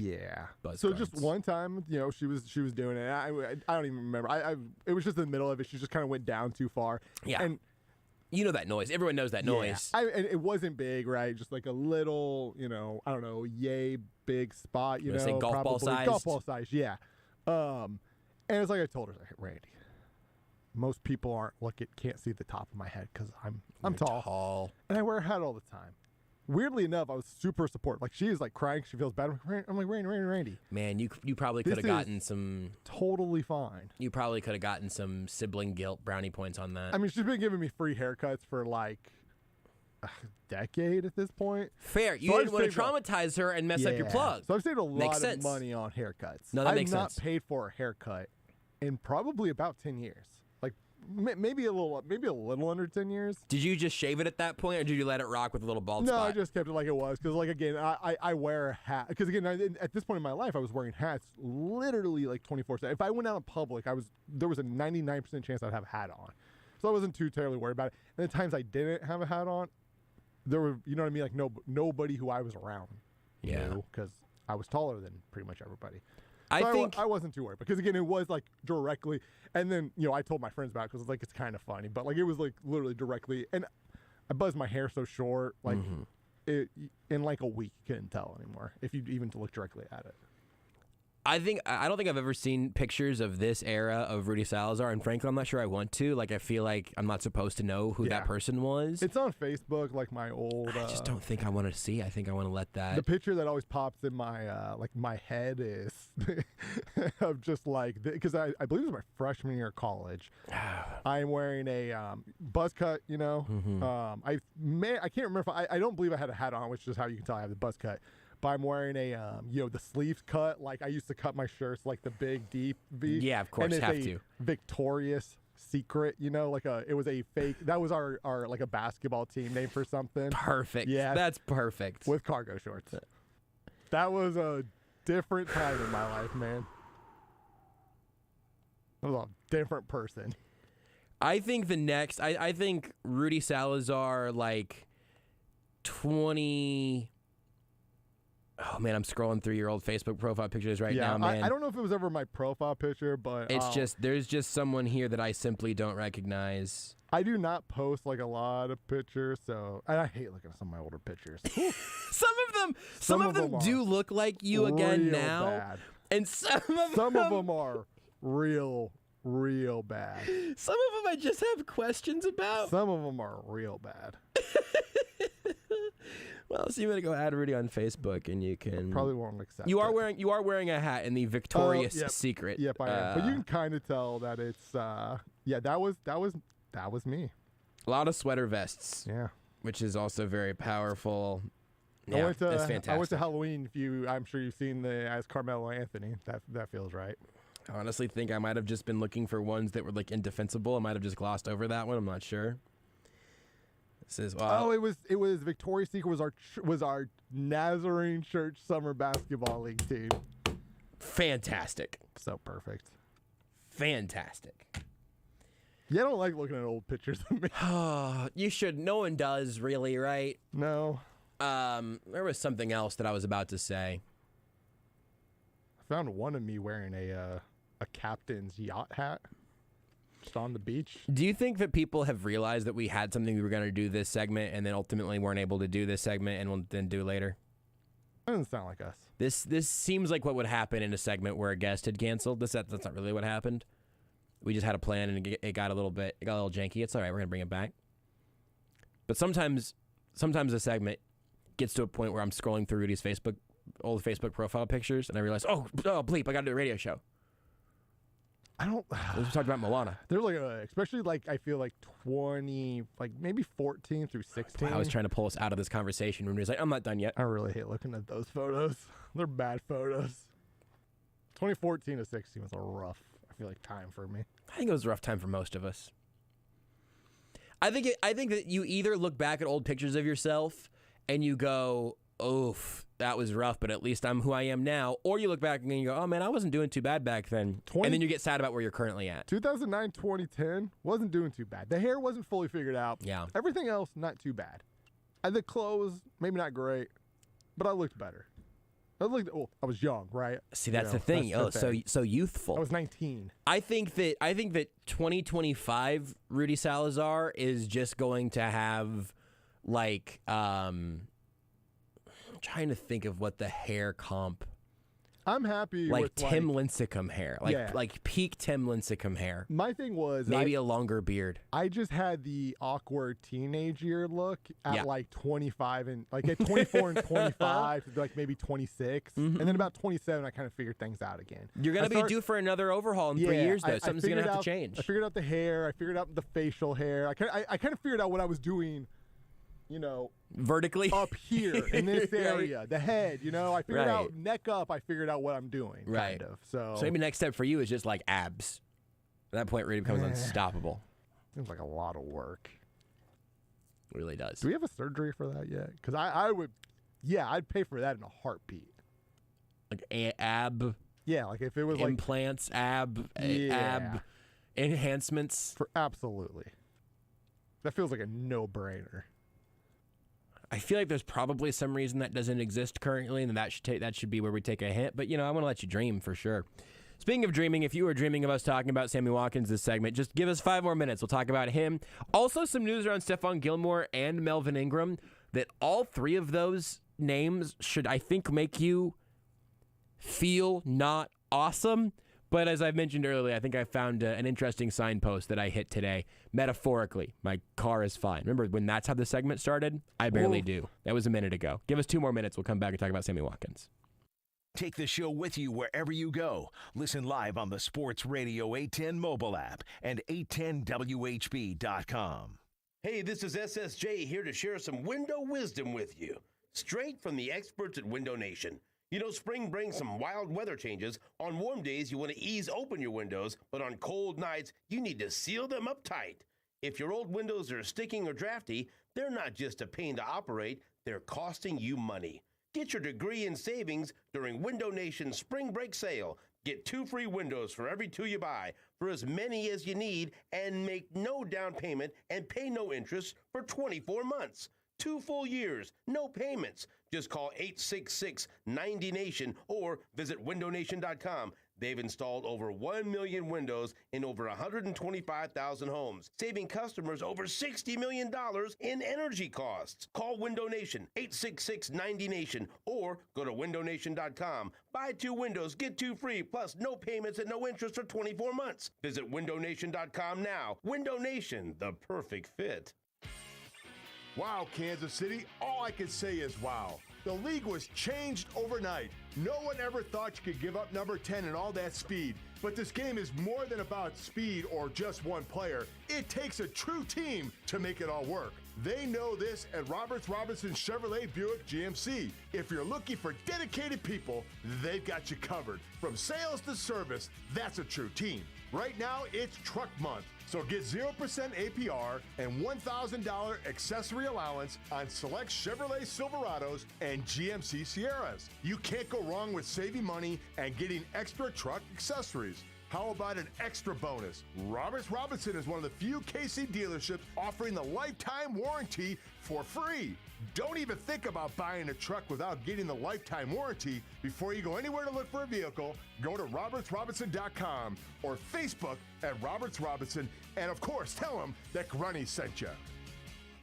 Hey, Kansas City, Steven St. John here for QC Kinetics. Longer days, warmer weather. This is the time of year you need to be enjoying life without joint pain. It's time to call QC Kinetics. QC Kinetics is helping people here and all over America get real, lasting pain relief. They use highly concentrated, cutting-edge natural biologic treatments that can restore and repair damaged joint tissue, getting to the root of the pain. It's life-changing. You can get back to moving like you used to, with no drugs, no surgery, and no downtime. If you have nagging pain in your knees, hips, shoulder, or back, and you're done with steroids and pain meds, call QC Kinetics. And if they're telling you surgery is your next option, don't do it. Call QC Kinetics for a free consultation and a free second opinion. Learn more about these amazing natural biologic treatments. Enjoy this time of year doing what you love. Call QC Kinetics, 816-412-6299. That's 816-412-6299. Off 435 and State Line and Gladstone, 816-412-6299. QC Kinetics.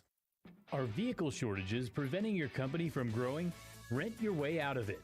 City Rent-A-Truck has a wide selection of pickups, flatbeds, cargo vans, and dump trucks that are ready to be put to work when you need them.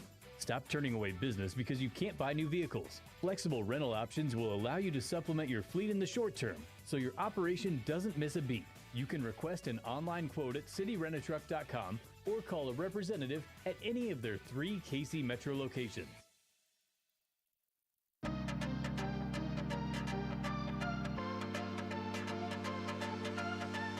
You're listening to Almost Entirely Sports. It's Henry Cavill from the game about witches versus... From the Netflix TV show. From the Netflix TV show. And the book.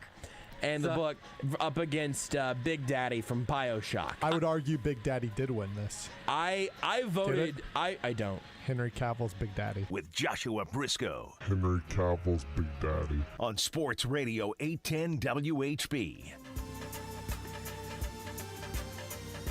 Oh, that's just a good one, man. All right. I forget when Beards would do the voice distortion and how just like jarring it is. Crazy that I don't remember any of those effects ever getting used on his own voice. That's crazy that he just never thought to do that.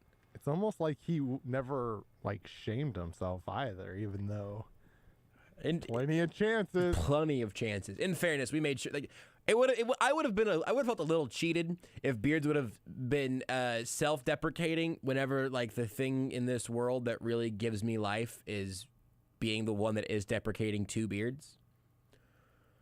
Fair. It's sort of like how it's like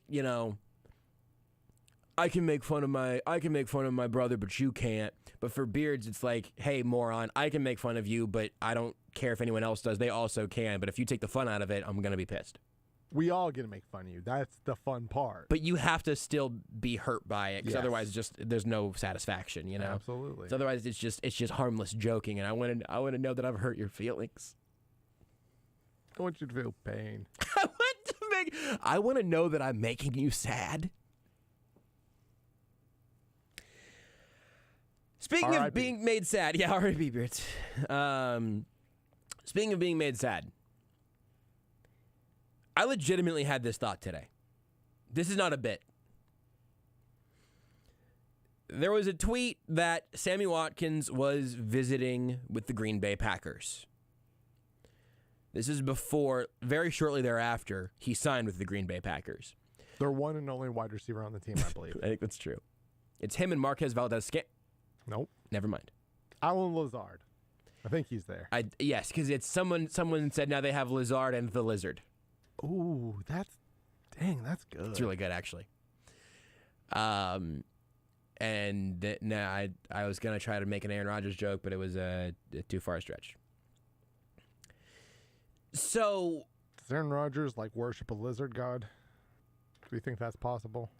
I was going to do something about them all being cold-blooded or something. I don't know. I don't know. I wasn't. Rodgers is weird. I could see him yeah. I just was trying to eject out of a joke I couldn't finish, fair. and then once again, you're like, "Are you sure you don't want to try again?" It's like, "Rudy, I really don't have anything." And come into the quicksand. It's fun. And okay. Poof. The more you try to get out, the faster you'll actually get out.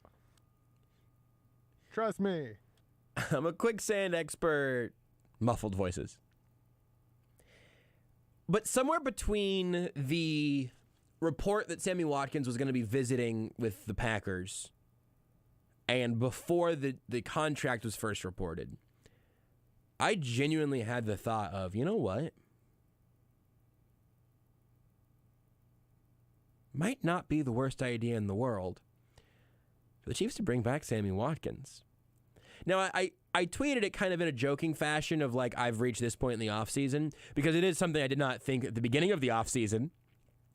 But with the way things have unfolded, I actually legitimately thought, I wonder, depending on the money and everything, I wonder if the Chiefs have talked about that internally. Some of you, the absolute slander, as Rudy would say, the disrespect for Sammy Watkins, I'm actually a little bit genuinely surprised to see, because he was hurt a lot, but he was also a really important part of this offense during the best stretch in Chiefs history. Since Patrick Mahomes has been a starting quarterback, you can tell a difference between when Sammy Watkins was on the football field and when he wasn't. There's and that's including this last season, right? Like Sammy Watkins added a extra dimension to this team that they did not have when he was not on the field, right? Still good, but it was just a different. Defenses respected Sammy Watkins, and maybe two all-time top, maybe legitimately might have an argument for two of the top 10-ish moments in Chiefs history. Yep, locking up the Titans AFC Championship game, toasting Richard Sherman in the Super Bowl. Yep, huge moments. Part of that though is he was hurt and also really highly paid. Yeah, I still think about that Richard Sherman play. As you should. It was incredible. Because it wasn't an elite corner at the end of his career. No. This was an elite corner who was still pretty elite, right? Yeah. This was still a really good corner. And Sammy Watkins whooped him. I understand that the injuries and the salary really taint the way you view players sometimes. But I was a little surprised to see how far that had swung today. But I started thinking about it again on a very practical level. The idea of veteran receiver who has had success in the system, who look, I'm not ignorant on this front.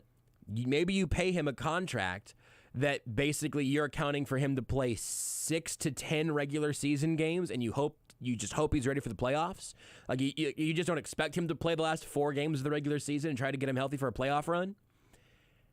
If you have in mind the way that you think you could preserve his health as much as possible, I think a wide receiver room with Mecole Hardman, Juju Smith-Schuster, Marquez Valdez-Scantling, Sammy Watkins, and a first-round draft pick is better than that receiver room without Sammy Watkins. Specifically, again, in a bit role, right? This isn't for him to come be the number 1 guy or whatever. But I think there's something to that. Can you rely on him? Like, legit questions, but I don't know. Then the deal comes out with the Packers, 1-year deal that can be worth up to $4 million. If those are, up to means there are incentives. Even if it's not playing time incentives, if it's stat incentives, you cannot rack up all the stats without being on the field. And I would have been interested in that one. Then you look around. Stephon Gilmore, apparently it sounds like the Colts are really invested in trying to land him. I think it's more likely the Chiefs take a corner at 29 or 30 than they do sign Stephon Gilmore at this point, just from what we know about the Chiefs and Gilmore being a little older and all of that. I would be surprised if they gave him a big deal that would compete with whatever his next best offer was. But the difference with him is that he is maybe the only impact player on the free agent market for the Chiefs' current 3 biggest needs, being receiver, edge, and corner in whatever order you want to put them in. There is not a Stephon Gilmore equivalent at receiver or edge at this point currently out there. So that, I think, makes him enticing, although I don't know that it fits the Chiefs' strategy. And then I can't remember if we mentioned this last night or not, but it fits the bit here. It fits the category, so I'm going to mention it again now if you haven't heard. It started to kind of sink in as borderline conventional wisdom that Melvin Ingram is just going to hang out, wait for the draft to be over, wait for OTAs to be over, maybe wait for everybody to get their stuff to St. Joe. And then he'll sign, probably with the Chiefs, after being able to rest, work on his own, whatever, during the offseason programs because he's a vet. If you're coming back to the same team you were with last year, it makes even more sense. But then he had a visit with the Dolphins. Now, if you're Melvin Ingram, even if plan A is wait for the Chiefs, sign with the Chiefs, skip some offseason nonsense, you want to have a plan B. And if the Dolphins say, yeah, we'll give you $6 million to come here, you tell the Chiefs, hey, I'm still down to hang out here, but you guys got to match this $6 million. If the Chiefs go, whoa, we're not going to do that. So he goes, all right, cool. Well, then I guess I'll just go ahead and stick with plan B, and Tyreek Hill and I will go hang out in Florida.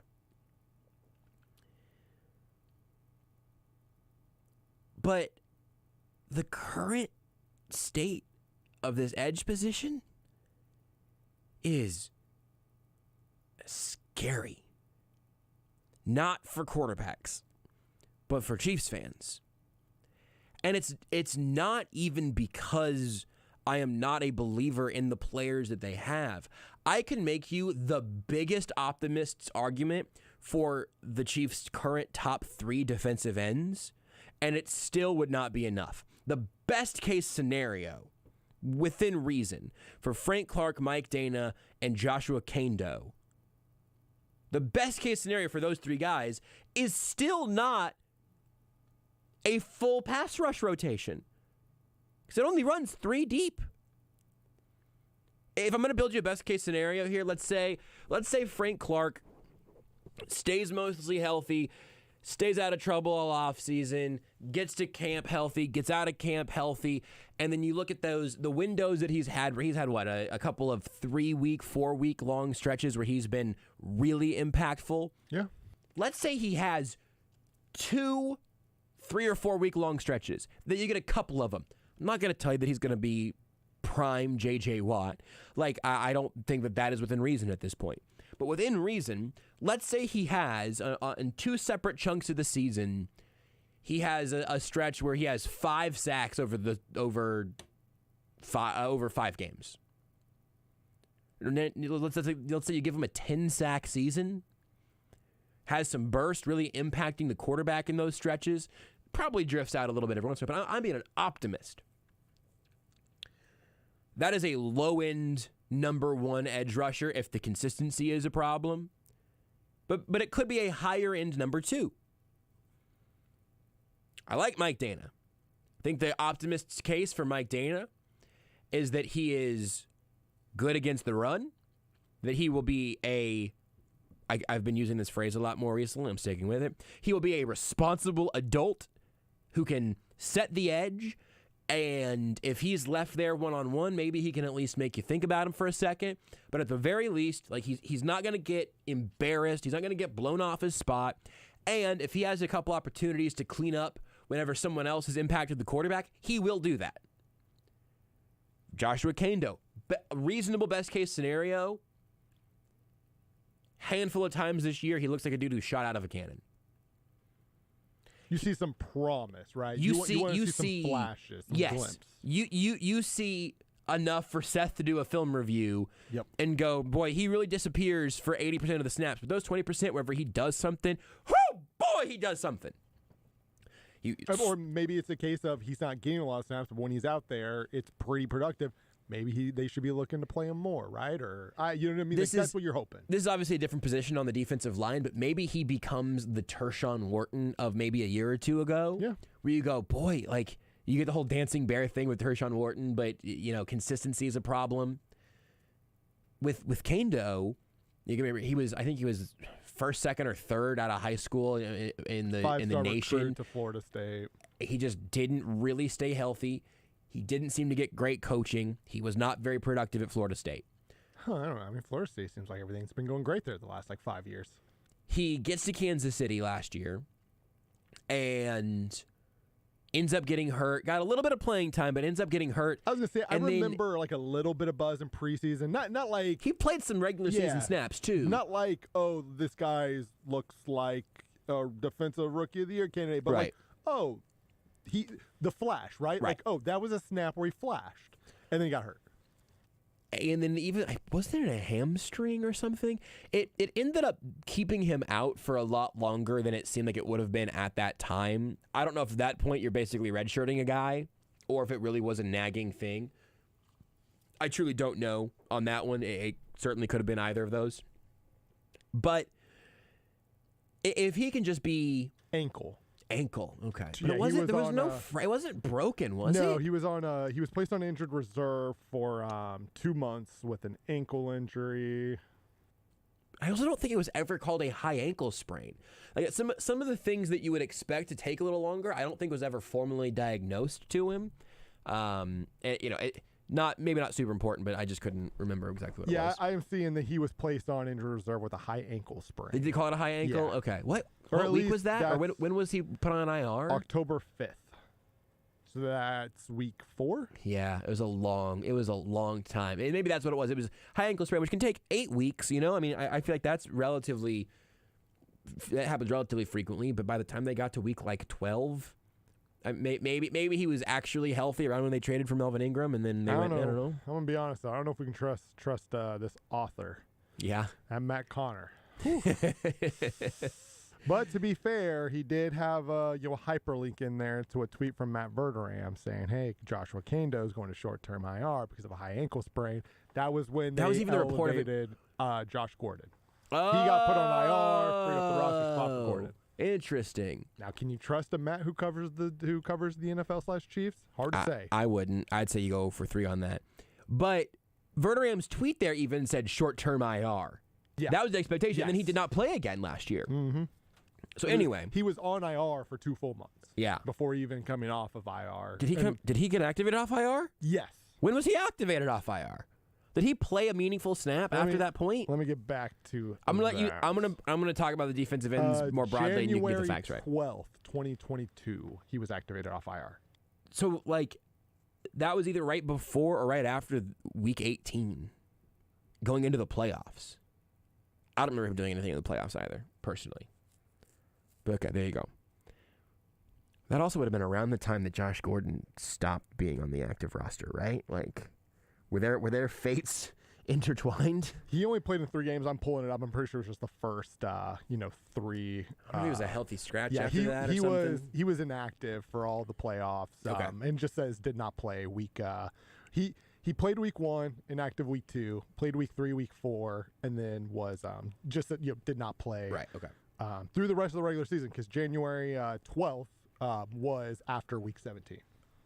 Week 18, game 17? Game 17. We'll yes. get used to it So eventually. He was activated before the playoffs started, but he was inactive for the entirety of the playoffs. And I actually like the pick and would love to see him get a legit chance, and hopefully he can stay healthy. But if I'm going to be best case scenario on Josh Kando, it's just he stays healthy and plays and shows you a little bit of a spark, and you feel all right about the general direction there. Great. Like, that'd be wonderful. You'd love to see it. That right there makes Frank Clark a good number 2, and if he doesn't have a best case scenario, he's maybe just an acceptable number 2 end. Mike Dana is a fine guy to have on the field, but probably is your 3 or 4. And to go with the Anthony Fantano music review scale, I would say it's he's a light 3 to a strong 4, which I know isn't how the ranking system works, but we're doing it differently here.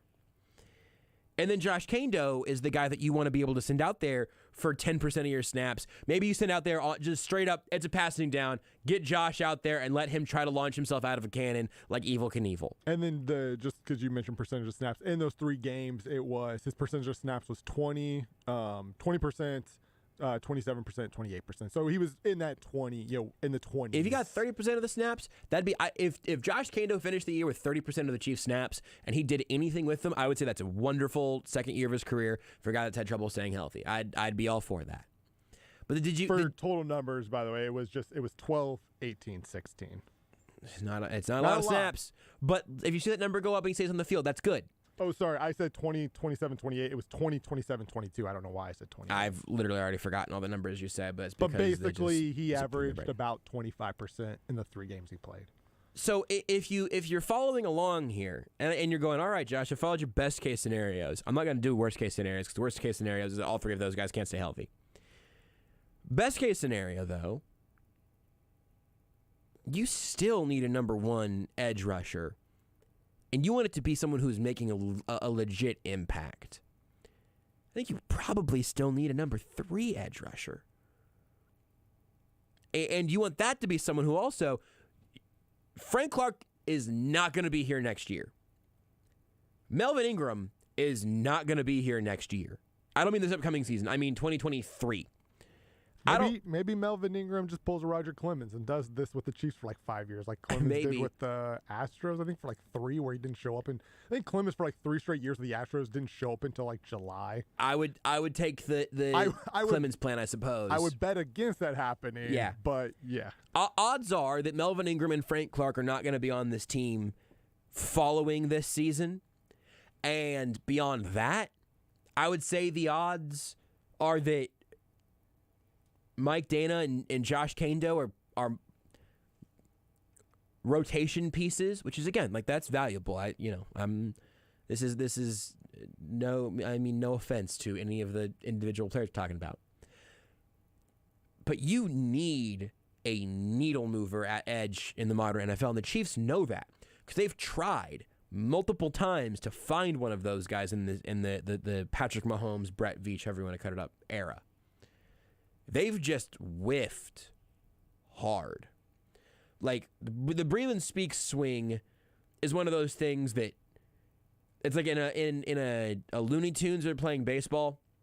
I'm sure this happened in one of those where like Bugs Bunny swings the bat so hard that he just spins and then spins so hard that he like drills himself into the ground. That was trading up for Breland Speaks, and again, seemed like a lovely guy, just simply did not work for any number of reasons. The Frank Clark trade, you can argue about if it was a single or a double or whatever, but for the stretch of the Super Bowl run, Look, man, he got a ring and he's got the hats and the Chiefs won the whole thing with it. And I continue to be uninterested in trying to parse that in particular. What I will say with my chest is that removing that stretch, you can't remove that stretch. It's when they won the Super Bowl. Yeah, I know, man. I get it. I really do. But outside of that stretch, you can't remove it. Outside of that stretch, he has not lived up to what the Chiefs are paying for. Yeah. The reason that his cap number wasn't $100 million for a 4-week stretch is because that's not how it works. And so for you might have bought, if you bought a hoverboard for $100 million in 2018 and you like basically never rode it, and then you rode around on it for like 3 weeks, and you were just you had such a strong aura that you could just not keep potential lovers off you, and you meet your spouse because they're so infatuated by your sick hoverboard, and then 3 weeks after that, you fall off your hoverboard and break your arm and your hoverboard explodes and you vow to never ride that hoverboard again, but you have found your life partner. You might not regret the purchase of the hoverboard, but the hoverboard was ultimately not a good investment long term. Frank Clark is a hoverboard. He's a shark. You're welcome, America. My analogies are good to me, at least, and if you don't like them, I'm blaming it on you. The Chiefs need a car that will drive for the next 5 years, and they need a Ferrari, to stick with this metaphor. And I don't know what it's going to take to get either of those things right now, but I'm worried about both of them in 2022. Melvin Ingram could be your Ford Focus. Shout out to Ford Focuses. Big Ford Focus show right here. We both got one. Both got one. They look so similar that at least once I've pulled on Rudy's car handle and then it's like, why isn't this unlocking? And hit my remote again, and then it beeps the car one spot over. I've never done that to Josh's car. Yeah, I have. Definitely, yeah, at least that's once. Definitely happened. I did think that the one time I went out there and my window was shattered right after you had texted me that you were having a hard time getting into your car because it wouldn't unlock and you had to take drastic measures. That one felt like a step too far to me. I don't know what you're talking about. Yeah. But, you know. Frank Clark's a hoverboard. Melvin Ingram is a Ford Focus. The Chiefs still need a Ferrari, and that Ford Focus might be driving to Miami. If you just tuned in just now, that's what the last 10 minutes were about. Want more Almost Entirely Sports? Watch the show live on the Sports Radio 810 Facebook page. With PatriotSoftware.com, accounting and payroll, keep your time and money. Mike Capel here, serial entrepreneur. I started my first business in the basement of a factory over 30 years ago. We had no heat and no air conditioning. Instead of customers, our office visitors were rats, birds, flies, and snakes. Our office flooded often, and we used blankets as our office walls. We were broke and needed help. That's why I created Patriot Software, to help small business owners with simple payroll for 1 to 100 employees. And if you need help, we will help you for free. Go to PatriotSoftware.com. Use promo code RADIO and get 2 months of payroll processing free. That's PatriotSoftware.com. With PatriotSoftware.com, accounting and payroll, keep your time and money. Your home for the NFL Draft. Sports Radio 810, WHB. The Chiefs have all these added extra picks in a draft that's known to be deep at wide receiver. Realistically, we could see 6 receivers go in the first round, maybe as many as 7. Drake London from USC is my favorite receiver. I think he is great in the red zone. He's great at 50-50 balls. Exclusive live coverage of the NFL Draft is coming to your home for the NFL. Sports Radio 810 WHB. Joe's Kansas City Barbecue is kicking off spring in style with the return of the King Hawaiian Z-Man. Last year's favorite is back during the month of April. Their pulled pork Z-Man is topped with roasted pineapple, sweet and spicy sauce, and sandwiched between 2 pieces of King's Hawaiian sweet bread. This sandwich has it all: smoky, sweet, and a little kick of spice. It's available now for dine-in and curbside pickup at all 3 Joe's Kansas City locations: in Leawood, Olathe, and the original in the gas station at 47th and Mission. Hi, Tyler Reed. ReedBuickGMC.com has over 200 Reed-certified pre-owned trucks, SUVs, and cars ready for delivery. The Carfax, up-to-date maintenance details, and market-based pricing are all at your fingertips. Photos, videos, and all the details you need to make a decision on your next vehicle. Visit ReedBuickGMC.com today or call now 800-291-9406 and shop with confidence. Reed Buick GMC is values driven. Draft day is one of the most important days in the life of a pro football player. But this draft season, Big Brothers Big Sisters is partnering with the NFL to draft you to join their team of bigs. Hundreds of littles in KC are waiting for a big. You can make a huge difference in the life of a child. If you sign up or draft a friend to become a big, you'll qualify to win a Chiefs flyaway package next season. It's time to get off the sidelines and get in the game. Go to bigdraft.org to learn more today. That's bigdraft.org. You're listening to Almost Entirely Sports. I was in Las Vegas for like 20 minutes, and I did get naked in the Las Vegas airport. With Joshua Brisco. Not completely naked. I was sort of Winnie the Poohing. On Sports Radio 810 WHB. This is our last show of the week. We usually have Sterling Holmes and Mick Schaefer on Fridays, but no show tomorrow night because we got some NBA playoff action coming to you here on Sports Radio 810 WHB. Play-in action, Josh? Sorry. They haven't earned the right for the playoffs yet. Sorry. I'm probably going to keep saying, the playoffs, to me, the playoffs don't really start until at least the Western Conference Finals because that's, as a Phoenix Suns fan, that is the minimum standard.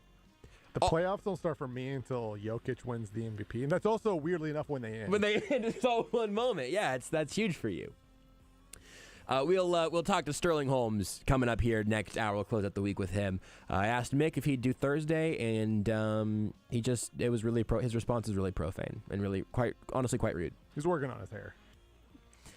Did you see that the NBA, after last year having a terrible generic NBA Finals font, they're bringing back the script font this year? Oh, the script really? Finals, it's I didn't back. notice that. Yes, and it's fantastic. Good. And again, for me, I'm especially happy because last year I have some NBA Finals merch. Suns logo NBA Finals 2021 hat that I bought at the beginning. Good. It's not a great look. I really like the script font better. But this year, I'm going to get to buy a bunch of NBA Finals championship Phoenix Suns merch.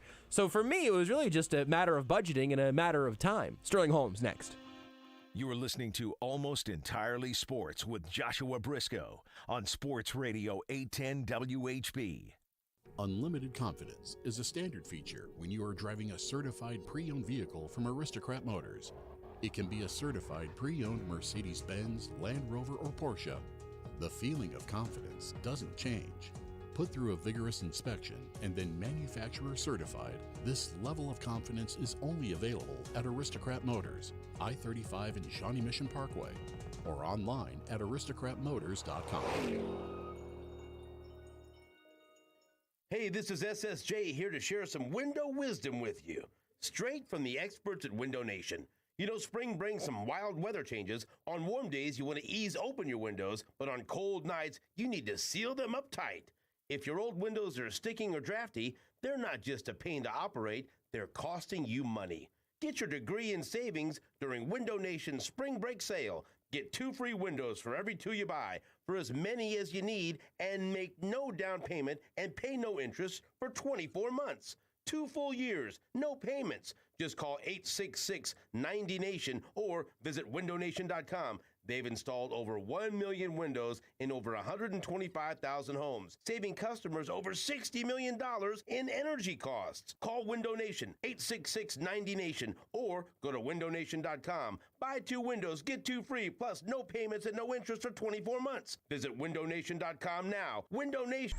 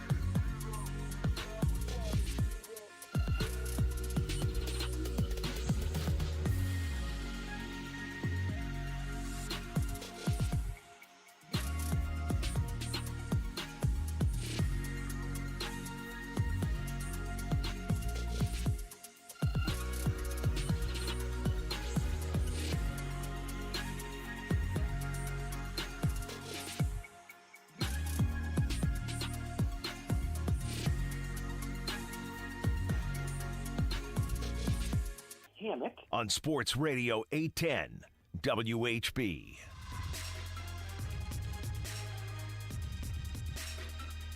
Usually we make you wait till Friday for the Sterling Holmes segment. It's time is nothing whenever Sterling's around. It's just all about the vibe. Sterling Holmes of ESPN Kansas City. You can listen to him on the Homestretch 3 to 4 on 1510 AM, 94.5 FM. I'll be on with you tomorrow. Usually we do a little Friday home and home. No AES tomorrow, though. So we got you over here tonight. We're going over to the Homestretch side tomorrow. It'll be nice to do this in a different order for once. Instead of me going on with you first, then you coming on with me next. Maybe there's a competitive advantage here to be gained. 2 days of vibing. 2 days instead of 1 day. Double the vibes. What's the longest you feel like you could continue one specific vibe? 37 hours.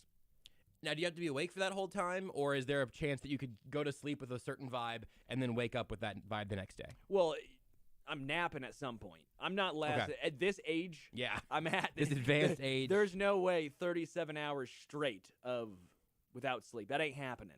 What was did you ever have a time as in like middle school or high school or anything where you stayed up like for the sake of doing it because that was a thing that cool kids did? I'm projecting because I definitely did this at least once.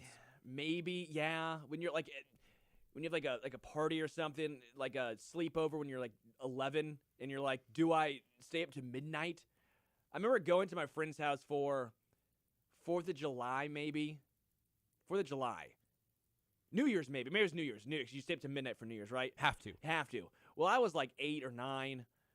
We're playing Tony Hawk's Pro Skaters 2 because that's huge, as we want to do. And it's like 11 o'clock, and I'm just dying. I don't even know if I made it to midnight. I don't think I did. I can pinpoint where my story would be from. I just had to Google it because I had to remember the name. Was this on the intranet? I had to remember the name Josh Hamilton, who I believe has had some problematic things since then. So this is all just about where we were at in 2008, okay? 2008 was the year that he was crushing the home run derby. You know, he hit 1 million dingers or whatever.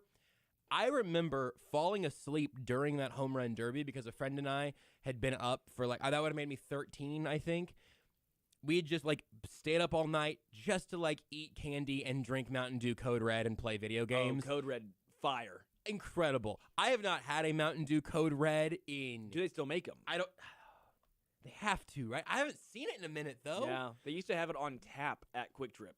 Did they really? Oh, yeah. The Diet Code Red, I don't remember. Here's the thing, man. I'm in a diet point in my life in terms of sugar-free drinks. I've got a delicious diet green tea right here, a little citrus green tea. I remember drinking these at that same time in my life. I don't know why I was drinking the diet ones, but I drink them now. It's not like diet is that healthy. It's not like you're all of a sudden like, I drink a diet drink, so now I can have 7 slices of pizza. They don't equal out. Unless you have diabetes, and then they kind of do a little bit. Did you know they call diabetes the sugars in the South? My friend told me this, and I go, the first thing I had to do was tell you. First of all, huge. Glad that you shared that. Second of all, I'm trying to have less of the sugars. That's what the whole diet drink thing is about. I am not on a moral high ground on diet drinks. Very shortly before becoming diabetic, I remember kind of thinking I might as well just stop drinking diet drinks and just drink the sugar-full ones and just try not to drink very many of them, right? Well, then shortly thereafter, that decision was taken from me, and you don't hate on the diet Lipton citrus green tea. This is a S tier drink right now. People love I'm gonna have a sip right now. People love to say, well, you can't really taste it that much, or it's not that bad when they drink diet. Well, I don't drink something to be not that bad. I drink something because it's good. Yeah, but if the alternative water. Drink water. Right now I have You're more. doing me right now. You have more liquids than me, which seems wrong. It's because I had barbecue for lunch and I had a tremendous amount of it. I'm still feeling the repercussions of a very late. It was pre-show, obviously. A dinner, I guess. I'm not gonna have another dinner when I get home tonight, and I didn't have lunch, so I had just a heaping pile of barbecue, and so I am still. I was over at Burnin' Barbecue across the street from here. Not a sponsor, but very good, real close by. Here's my issue. Everything comes back to diabetes at some point. They changed their menu a little bit. Food's the same, but the layout's different. I got the burn-in bowl. It's got some pit beans, chunks of burn-ins. They do good burn-ins over there. a bunch of fried onion straws, which I'm a big fan of, and some little like cornbread bites. It's a good bowl. The issue is that doesn't have all that many carbs in it. You might say, Josh, isn't that a good thing? Don't you want to not have that many carbs? You would think so. But I took my units of insulin before I went in, planning on getting something with like bread and French fries. Well, the cornbread, the little It's bites. just not very much of it. I took more insulin than that would have necessitated. So then I also got fries. They also do pretty good fries over there. But I feel like I'm sweating through all of my pores, maybe it's barbecue sauce right now. You know what's hilarious? It's been hours. Just looking at our age. Yeah, how old we've gotten, and also how we're relatively in shape, fellas. Sure, we're not. You don't look at us and you see, oh wow, those guys, they're struggling. But you having diabetes, the sugars. Yeah, the sugars. Me having high cholesterol. Really? I take some statins, baby. I've got great cholesterol. I found that out from my recent doctor's visits. I love salt. Me too. I would salt burgers. You go to White Castle, you big White Castle guy, which could probably be another reason of what. Are you sorry? I know no one else can see the look on my face. You're popping open a salt packet on a cooked burger. Oh hell yeah! I'll salt it up, baby. We talk about Raising Cane's on this show every once in a while, the various chicken places. Raising Cane's does not salt their fries enough most of the time for me. Correct. I love to add a little salt to some Raising Cane's fries. I don't think I've ever put a salt packet on top of a burger. I also don't think I've ever had White Castle. But it's an issue for someone who loves salt. So I had to thoroughly cut back my salt intake, which is a struggle. Yeah. And the reason why is I don't want to keep upping my medicine as long as I can stay at a good level. Yeah. Because I don't like getting blood drawn. I get really queasy. And when I go and get blood drawn, I have to make the old joke of maybe get some apple juice ready. but then I'm like, but seriously, get the apple juice ready, lady. And they did. Do you want to check your blood sugar live on this show? Oh, I pass out. I'll get you a new little needle stick. It'll be totally hygienic. We can have you bleed on a little piece of paper and we can see what your blood sugar is. All right, let's try it. You want to do it? Well, all right. So give me I'm gonna get all this pulled together. Why don't you tell me about you just raised your finger? You ready for it to be? We're not actually doing this. It's in a different room. I was gonna joke and pretend like I did and then passed out, make it like a joke. But then you actually got seriously. I left it in the AES needles, office, and I got freaked out, and I was about to run out of here because I don't. Okay, you don't actually want. I was excited. I wanted to check your blood sugar for you. Okay. I would literally pass out for like a little finger prick and a little dot of blood, because it's not necessarily the blood aspect. It's it's leaving me. You know when you get blood drawn and you see the vial? Yeah, sure. If it was just like I got cut, that doesn't bother me. It's like a little poke, you know. But then when you see it just getting sucked out of you. Whenever you're donating blood, and then all of a sudden you're very, very good. That's what you just did. That sucking noise you just made was very like Dracula. Yeah, it was very well, you know when you're going to the blood draw place and they have Dracula just sit on your neck, and that's how they get it out. It's a weird thing. All right, so we've talked about Morbius on this show this week. We've talked about Dracula, I'm sure, at multiple occasions, and I'm also pretty sure that this is not going to be the first time this has ever been discussed in an audio platform. I'm concerned that this might be a my brother and me bit that I've internalized. But either way, we're going to go for it.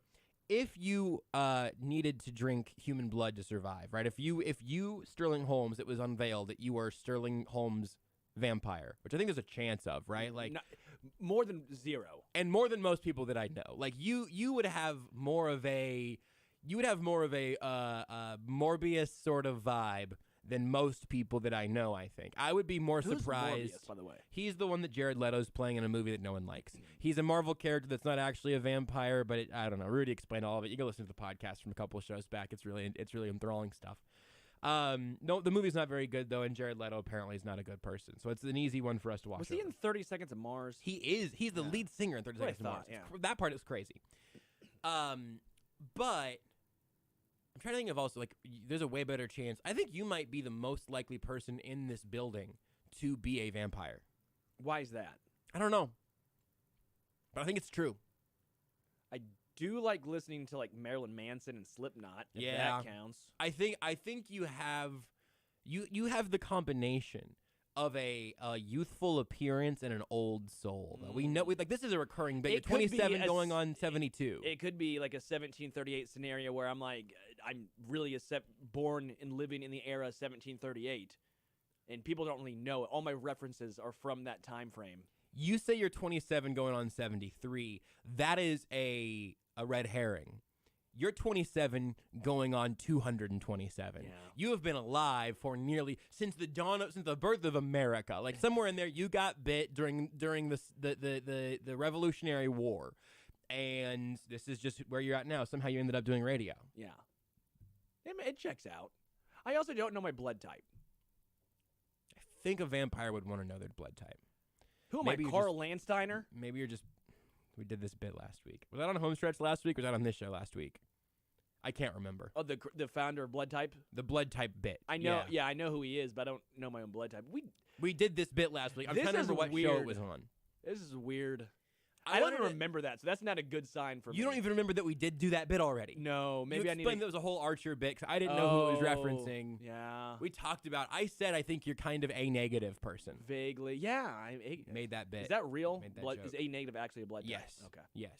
You can be A or B or O. And I think you can be positive or negative for A or B, but I think O, you can only be O positive. I don't know. There's one of them's a universal donor. One of them's a universal acceptor. I don't know, man. I'm just trying not to bleed on anybody's stuff. Yeah, that's sort of where I'm Seems at. like a good rule of thumb. Good rule of thumb. I usually pick my ring finger. Good rule of ring finger, I guess. I wanted to ask about your allergies because the other place where you and I are old men now. I hope people are enjoying that. This is where this show has been. We got a weird energy tonight. Also, I can feel it. I'm entertained though. I'm having a good time, but I'm noticing that.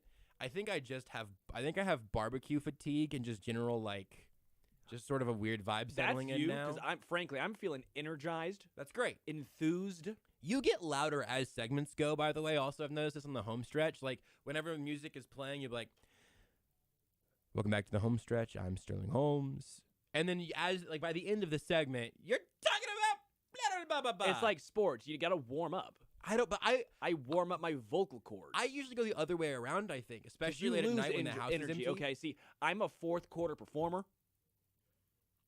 I get everything I need to get done in the first few minutes. So I don't see the problem here. I'm not waiting around for anything, you know? I'm just like, bam, let's get there. That was too on the nose for a phrasing.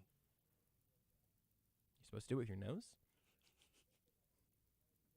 Speaking of your nose, you were complaining about your allergies for a minute. You're doing some of the slow blinking kind of thing that I do recognize.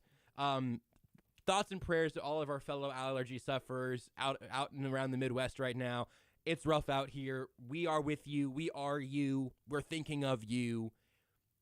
I take a double dose of one allergy medicine every morning and then a second completely different allergy medication at night. Plus nasal spray, plus I'm still miserable for a good chunk of the spring. So far I've been okay, little runny nose, but you seem like you're down bad. Dude, it feels like I ate a bowl of nails. Like my throat is just scratchy as hell. My nose, it'd be running. It's not fun, dude. I'm not entertained. Okay? You have no idea how hard this is for me to do radio, to do an hour or more talking when you have allergies. Yeah. I do know. Personally, I know what that's like. But the people out there, the audience right now, I ran out of they can never Zyrtec know. too, so I'm just all natural right now. I'm fighting through it. You got to start crushing up that Zyrtec. Unlike Clayton Kershaw going out for the 8th and 9th inning, I'm actually trying to fight through it. And I'm so glad that's... You know what? Okay, here's my tip for you on the Zyrtec, all right? Nolan Take the Zyrtec, Ryan threw 235 pitches in 1974. I think... I'm glad we're talking about baseball on a national level, you and me right here. This feels like this is where the show really catches its wind. This is whenever you start getting louder and during a segment. You've done it now. I don't know what you just mouthed at me. It was confusing. Here's what I'd like to tell you right now. Everything you're doing is great, by the way, if that's your question. You okay, Sterling? I don't know. What year is this? The allergies have really gotten to Sterling's brain. Dave Roberts should be put in prison for what he did yesterday. There are not very many things that infuriate me about baseball outside of the realm of our local squad. My favorite stat from yesterday, the thing that made me want to have my head pop off of my shoulders. Since 1901, this is from Stats by Stats on Twitter. Since 1901, 2 pitchers have been pulled from a game after throwing 7 or more perfect innings. Rich Hill, 2016, Clayton Kershaw, yesterday. Do you know what those two starts had in common? I would assume Dave Roberts was the manager. Of both of them. Of the only 2 times that's happened since 1901. Also, by the way, I think Rich Hill went 10 innings on a no-hitter and lost because he gave it up on a home run. Fun fact for you. I am still furious about this because I know it was a shortened spring training. I understand. I know you don't want to blow out Clayton Kershaw's arm in the first week of the season. He's not some sweet summer child. He's Clayton Kershaw. He's like 34. He threw 80 pitches. He had thrown 80 perfect inning pitches over 7. I am still mad about this. It feels like you're also upset about it. And I just want to allow you to also be upset about it with me because I'm pissed. He also is 34. That was a pretty good Nailed it. guess by me. Yeah, nails. No, I'm mad at the owners because if the owners would have agreed to a deal earlier, there would have been a normal offseason and we wouldn't even be talking about this right now. Great. Love it. I get all of that. And so the owners, some of the onus is on them. But then you got to go look at Dave Roberts for even pulling him. The onus has to be on him as well because you're still sitting here going, okay, I get it, but it's a perfect game. It's not a no-hitter. Not a no-hitter. It's a perfect game. Perfect game. There's been 23. Less than 2 dozen. 23. If you want to ask what's more important, a World Series or a perfect game, you might side perfect game. There's been 23, okay? I understand the Dodgers, they want to win a World Series, but this is historically important for a pitcher who was one of the most historically important pitchers, not just of our generation, but of all time. If you want to look back through the annals of history. Annals. It's pronounced annals. I just want to make it clear that I know that it's pronounced annals of history. Sorry, it's the allergies. No, but dude. Annals of history. Yeah, Clayton Kershaw, one of the best of all time. Of all time. Right up the butt of history. Well, that's kind of where it's going. But this would have been another feather in his cap. Don't drink your water like that. So to speak. Just to me, when we look, dude, you can't do that on radio, man. No one can see what just happened. Nothing. Will you please finish your thought? Scarred. Please finish your thought, man. I want to move on to another topic. I need you to finish your Clayton Kershaw thought. Go ahead. Dude, no. He is out here. Finish your thought. His water bottle. I'm drinking my water. That's not how you drink water, man. I'm drinking my water. It's fine. That's a... I don't know what's wrong with the way I'm drinking out of my water bottle. I don't think this is actually a problem. Can we, take a break and come back? My goodness. Oh, don't spit it. You almost just spit water all over. I didn't almost spit it. I was holding it down. You got it down? But I had a mouthful of water there for a second. I feel like you need to stop being so picky about how other people drink their water. You're constantly double fisting 17 bottles of various liquids. And then I have one very normal sip of water. And you all of a sudden you can't finish your thought about Clayton Kershaw's anals. I don't even think I can describe how you were drinking water on air. I think the FCC would come. I'm thirsty. You want to take a break? Let's take a break. I'll come back, regroup, and talk about Clayton Kershaw. That's a pretty good tease.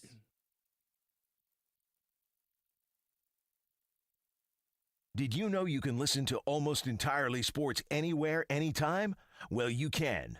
Just search for Almost Entirely Sports wherever you get your podcasts. More energy, better sleep, and so much happier. 40 pounds lighter and still going strong. Shaman's Leewood Total Wellness has changed my life. 2 words, guys. It works. Tell your friends, tell your wife, tell anyone who wants to lose some weight and live a better life. Call or stop by for a free consultation. Mention 810 and get $100 off your startup fee. Shaman's Leawood Total Wellness, 117th and Row in Leawood, or call 913-227-9150. Life is better with the feather.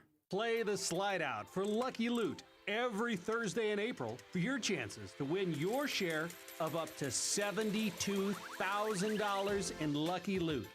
So remember, come by 7th Street Casino every Thursday in April and you could be a big winner. Located in Kansas City's historic downtown district, 7th Street Casino, Kansas City's only all-slot casino. 7th Street Casino in the heart of downtown KCK. Listen up, sporting fans. Central Bank invites you to join the club with Sporting Checking. Show off your team's spirit at the match or on the go with the official Sporting Debit Card. Score big with access to Central Bank's award-winning mobile app. Plus, enjoy 10% off in-person purchases at the Sporting Style store.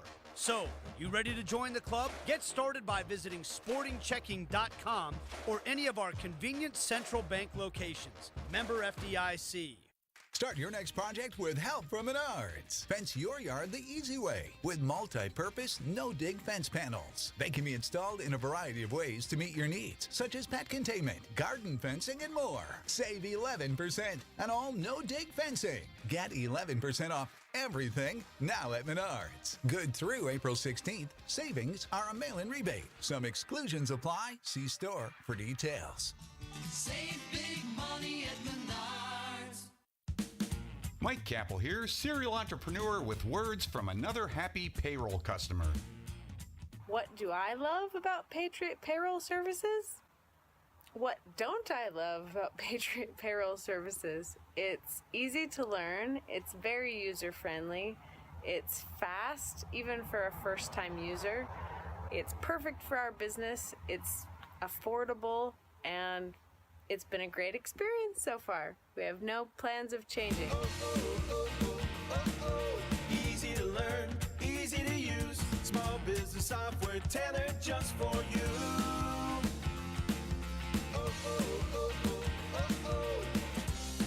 Visit us at patriotsoftware.com. Use promo code RADIO and get 2 months of payroll free. That's patriotsoftware.com. With patriotsoftware.com, accounting and payroll, keep your time and money. It's an Easter Sunday special of Sporting Kansas City. Visit LAFC at 3 o'clock on Sunday, and you can hear all of the action live right here on your home for Sporting Kansas City Soccer, Sports Radio 810 WHB, presented by Michelob Ultra. It's only worth it if you enjoy it. Sporting KC at LAFC, Easter Sunday, 3 o'clock on your home for Sporting Kansas City, Sports Radio 810 WHB. Kelley Blue Book is the one-stop shop for pricing, fixing, selling, and instant cash offering. Instant cash offer is exactly what it sounds like. An official offer to buy or trade your car. Just enter your VIN or license plate, answer a few questions about your car's history, and what kind of condition it's in. In minutes, you'll receive an offer to sell or trade your car that you can be sure is fair. Then choose a dealer to purchase your car and schedule a time to meet. For all of the its, KBB.com.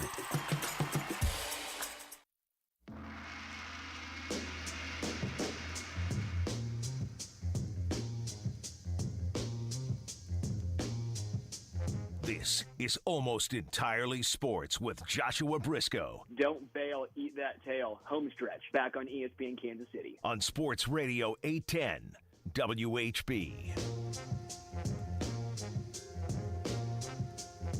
We'll see if we do any better this segment. Still Sterling Holmes of ESPN Kansas City. The Homestretch is on 1510 AM and 94.5 FM every weekday from 3 to 4 over there on ESPN Kansas City. You can also follow him on Twitter at HomestretchKC. And also see some of his work around Arrowhead Addict, the Arrowhead Addict podcast, and all of that as well.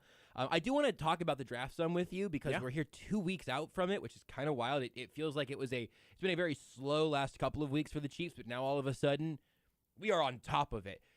Sammy Watkins is a Green Bay Packer. Yeah. The point I've arrived at apparently in this offseason is looking at the Sammy Watkins contract and going, I wouldn't hate it if the Chiefs would have done that. Like that's how $4 down million bad for 7 games, not bad. It's not that bad. Like see that. So my actual analysis is I think it was up to $4 million, whatever those incentives would be.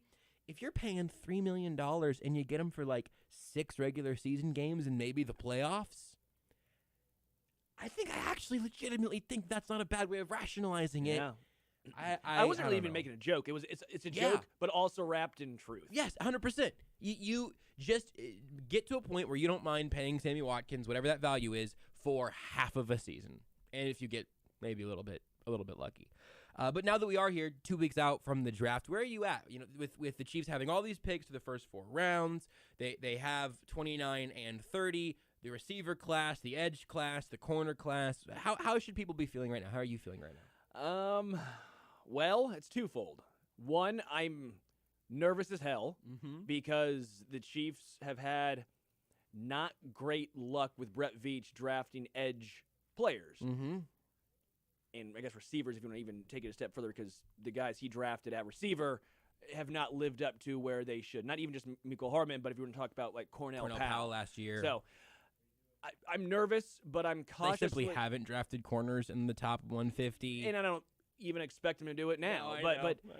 I'm cautiously optimistic because Brett Veach has done and shown to have a plan in place. Whether the plan works out, that's to be seen, but he has a plan. It's getting younger, and it's getting more athletic, right?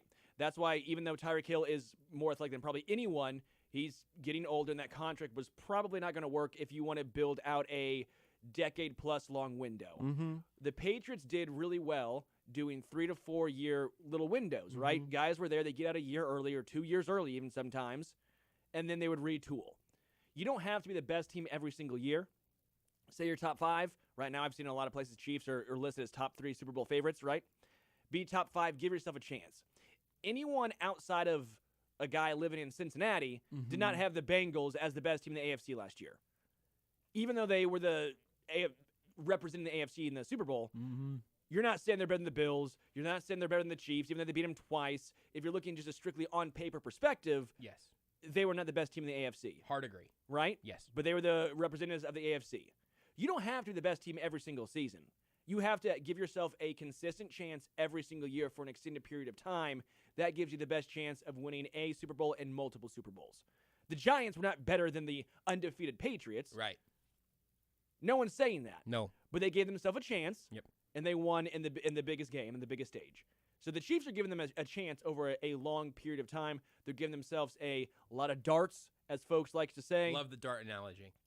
And I don't think this is a bad way to go about it. Are they worse than they were last season for 2022? I'd probably say yeah. Today for sure. Today for sure. Just if where things are at. I would say sure. But does this set them up better for 23, 24, 25 in the future? I would say yes. What are you most concerned about position group wise? Because we've spent almost all of our breath on the 3. So why edge above receiver and corner? Receiver, right now? I'm actually not even that nervous about. We can get to that in a second. I'm sure we will. But edge, there's 2 things in today's NFL that you need. You need the quarterback, and you need someone that affects the quarterback. That's edge, right? I checked on ESPN the depth chart. Guess where Chris Jones is listed right now? Oh, he can't. At edge. and again, I don't think even ESPN's going to insinuate that they're actually going to be the edge guy to start the season. But that's where the situation lies right now for Kansas City. There is a black hole at edge. You and me could throw in a trench coat, and we might be getting snaps. Am I on the top or the bottom of the trench coat? You're in the bottom. You got the legs. You're getting that going. I think I could get us some pretty good power off the ground. I'm gonna need you to work on your hand fighting though for sure. And I think we'd still combined with you sitting on my shoulders. I think we'd still be smaller than Tano Passanio. Which, by the way, where's he at? Did he sign a 2-year deal with the Saints? Is he still in New Orleans? What was frustrating with him was he started off last year looking pretty good before the injury, and this is where I'm at when it comes to these developmental edge guys. If you're going to draft a developmental edge guy, let them develop. Yeah. Stop doing this thing where, it's been 3 years, 4 years. Time to move on to the next developmental guy, which is going to take 3 to 4 years, and then when their contract's up, you move on. You get in this cycle of either they're going to be good or they're not. You knew going into TK it was going to take multiple seasons for him to develop. It looked like he was starting to blossom when he was in New Orleans before the injury. Joshua Kando, I'm not high on him. When he was drafted in my draft grades, he was the only guy I think I gave an F to. Why is that? I don't like developmental pass rusher to this extent where we've not seen anything from him in college. He was hurt his entire time, basically. He's like a top 3 recruit out of high school, though. I kind of get at that price tag. The difference for me between Passanio and Kando is the cost. Where you get Kando as a mid-round pick. For Passanio, part of the thing with a developmental guy in that range, and this is where I get nervous about the edge position in this year's draft class, if you end up with one of those guys who's not one of the top 4, maybe 5, depending on how you slice that all up, if you end up with edge 6, 7, or 8, there is a lower ceiling and a loading time that everyone expects from them. And this team, I think I agree, by the way, in terms of biggest concern for 2022. My biggest concern long-term is making sure Patrick Mahomes always has great weapons around him. But for 2022, I think I'm most worried about edge also because you need someone to play there now. Yeah. Also true with corner, but they've at least done it before with corner. They have not found an edge to just plug in and successfully play to this extent. Yeah, they've shown an affinity for finding guys late, undrafted, doesn't matter. They'll plug and play at corner. I mean, Rashad Fenton was a 6th-rounder playing in the Super Bowl. Yep. Javarius Ward was undrafted, traded for Parker. I can't even say his last name. Aringer. Just Anger. Parker Anger. I'm Anger because I can't pronounce his last name. Don't remember his career. Yes. His name will live on in football conversations in Kansas City because that's who they got for Trevor. Even L'Jarius Sneed was a 4th-round draft pick, right? Yep. So they find gold out of dirt. Or do you believe that that's going to continue? Because I have seen some people split on that. I don't think it's going to continue the way maybe we all want it to or expect it to. Like, I don't think every single 6th undrafted guy, 4th rounder is going to be those guys. But I do think they know who they were looking for, and they will at least find guys who they can plug and play. Edge, I don't know. I don't know what they're looking for. Their best edge guy has been Michael Dana as far as drafting. Maybe even trade. Frank Clark's been better, but my point is, for the contract-wise, it's a nervous situation when I'm sitting here right now saying, Jadeveon Clowney, please. They're never gonna. Please, Clowney.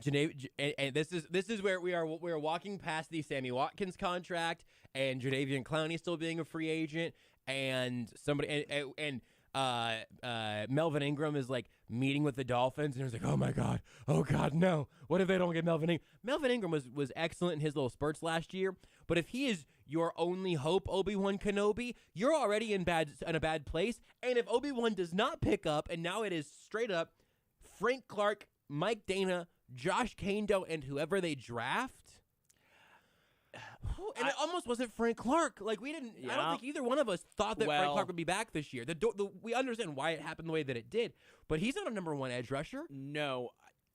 Whenever the offseason started, and I found the numbers that said, as far as the cutting versus restructuring, I go, he's getting restructured. I got on board that pretty quick because but you needed him to be on board with it, though. Yes, but for this reason, because now you only need 1 instead of 2. And you still need 2. But I said the same thing about Melvin Ingram. If your hope is in a 33-year-old pass rusher who is not going to show up for training camp OTAs, allegedly he doesn't want to do that. I mean, why would you at that age? I get where he's coming from. Yeah. That's not what you want. We're not talking about TJ Watt, Khalil Mack. Yes. Joey Bosa? Any Bosa, any Watt, yes. Does Khalil Mack have a younger brother? Does Derek Watt want to go from fullback and join the Chiefs as a D-end? Like, feels like he got to be should be able to, right? I mean, that's an athletic family. I've seen Subway commercials. Yeah, I feel like we get Derek up in here as like at least rotational, kind of like 4 type guy. But I also think that the Chiefs could draft an interior guy at 29 or 30 if they choose to stay there. For example, Devontae Wyatt has a chance of being there at 29 or 30. I don't know if he will. From Georgia, Devontae Wyatt. If he's there, I would love that pick.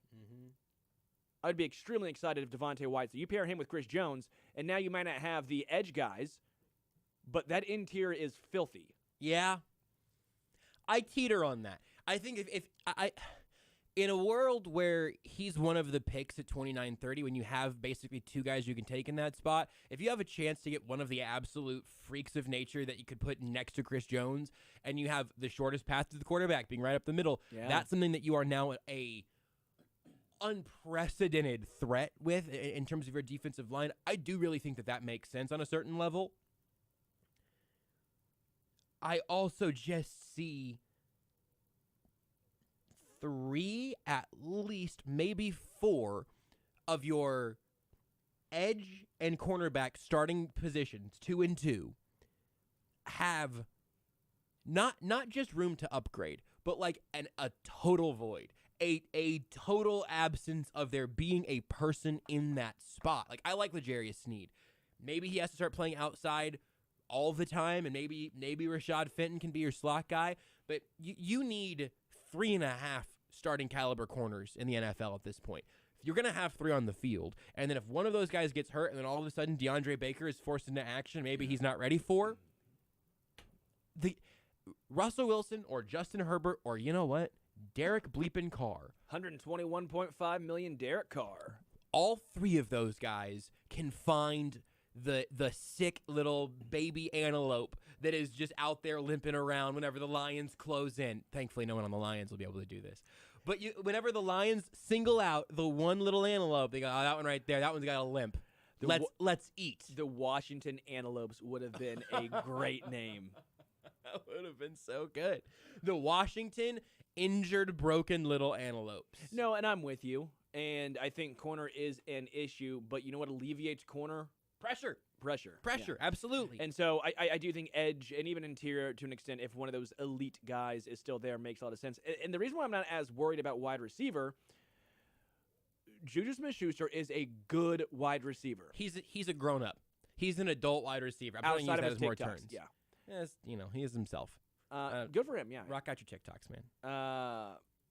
MVS, I think, is a okay wide receiver. I think there's a lot of potential there. He's a role player receiver. He's a guy you can put on your team, and you're not like, oh my gosh, why is he getting snaps? And he can do some things at an above average level. Correct. He didn't have a single drop last year, if I saw correctly, after having like 7 the season before. 2 years before was not as good. So that means hopefully he's improved his ability to catch in traffic. He's at the very least, that top end speed at 6'4" is That's incredible. Legit. Yes. And we also know that Aaron Rodgers had a connection with Devontae Adams that was just otherworldly. I mean, that was probably the best connection in the NFL. So MVS, the 2 best connections in the NFL, both of those receivers got traded this offseason. Yeah. That's nuts. One of them into the AFC West. One of them out of the AFC West. Sorry, I just got really sad. Keep talking about MVS. But I think that he is going to be better than his previous numbers have indicated. I think they found a way to use Mecole Hardman in not a way that maybe if fans wanted to draft a guy in the 2nd round. But guess what? It's a sunk cost. Use him because he's on your team. Yeah. Yes, he's not Terry McLaurin. No, he's not DK Metcalf. But he's on the team, and he made impact plays in big games. I think they found a role for Hardman now. I agree. We saw the last probably 8 games of the season, including the playoffs. Those games were different than any other games we've seen from him in his career. So I think they found a way to use him. Also, on that point, his shortcomings before that, not all on him. It took the Chiefs 3.5 years to figure out where Mecole Hardman could be a plus player. Sure, but he also didn't do some of the offseason stuff with Mahomes. We've seen him maybe not be the best route runner. So no, he's flawed. It's a team effort here. Yes, yeah. I think the Mecole Hardman story altogether is interesting because everybody knew what his traits and flaws were when they drafted him. Sure. Some of that can be on him. Some of that's also on the team, though. Like the idea, I don't think that he changed fundamentally as a player in Week 10 or whatever it would have been last year. No. And the Chiefs eventually did figure it out. Like they haven't. Again, here's a weird one for me to swoop in and defend. They haven't used Clyde Edwards-Helaire in the way that anyone thought would have made sense. His production has not been impressive. Correct. That's not Clyde. Clyde just is who he is. If you made me carry the ball 12 times a game and I had negative 64 yards and 10 fumbles and 1 literal death on the field, that wouldn't really be my fault. You didn't use me very well. The only thing, put me there in a fullback and just let me run straight to the sidelines and just see if I confuse anyone. Maybe a linebacker will come out and cover me. Anyway, I'm here to support.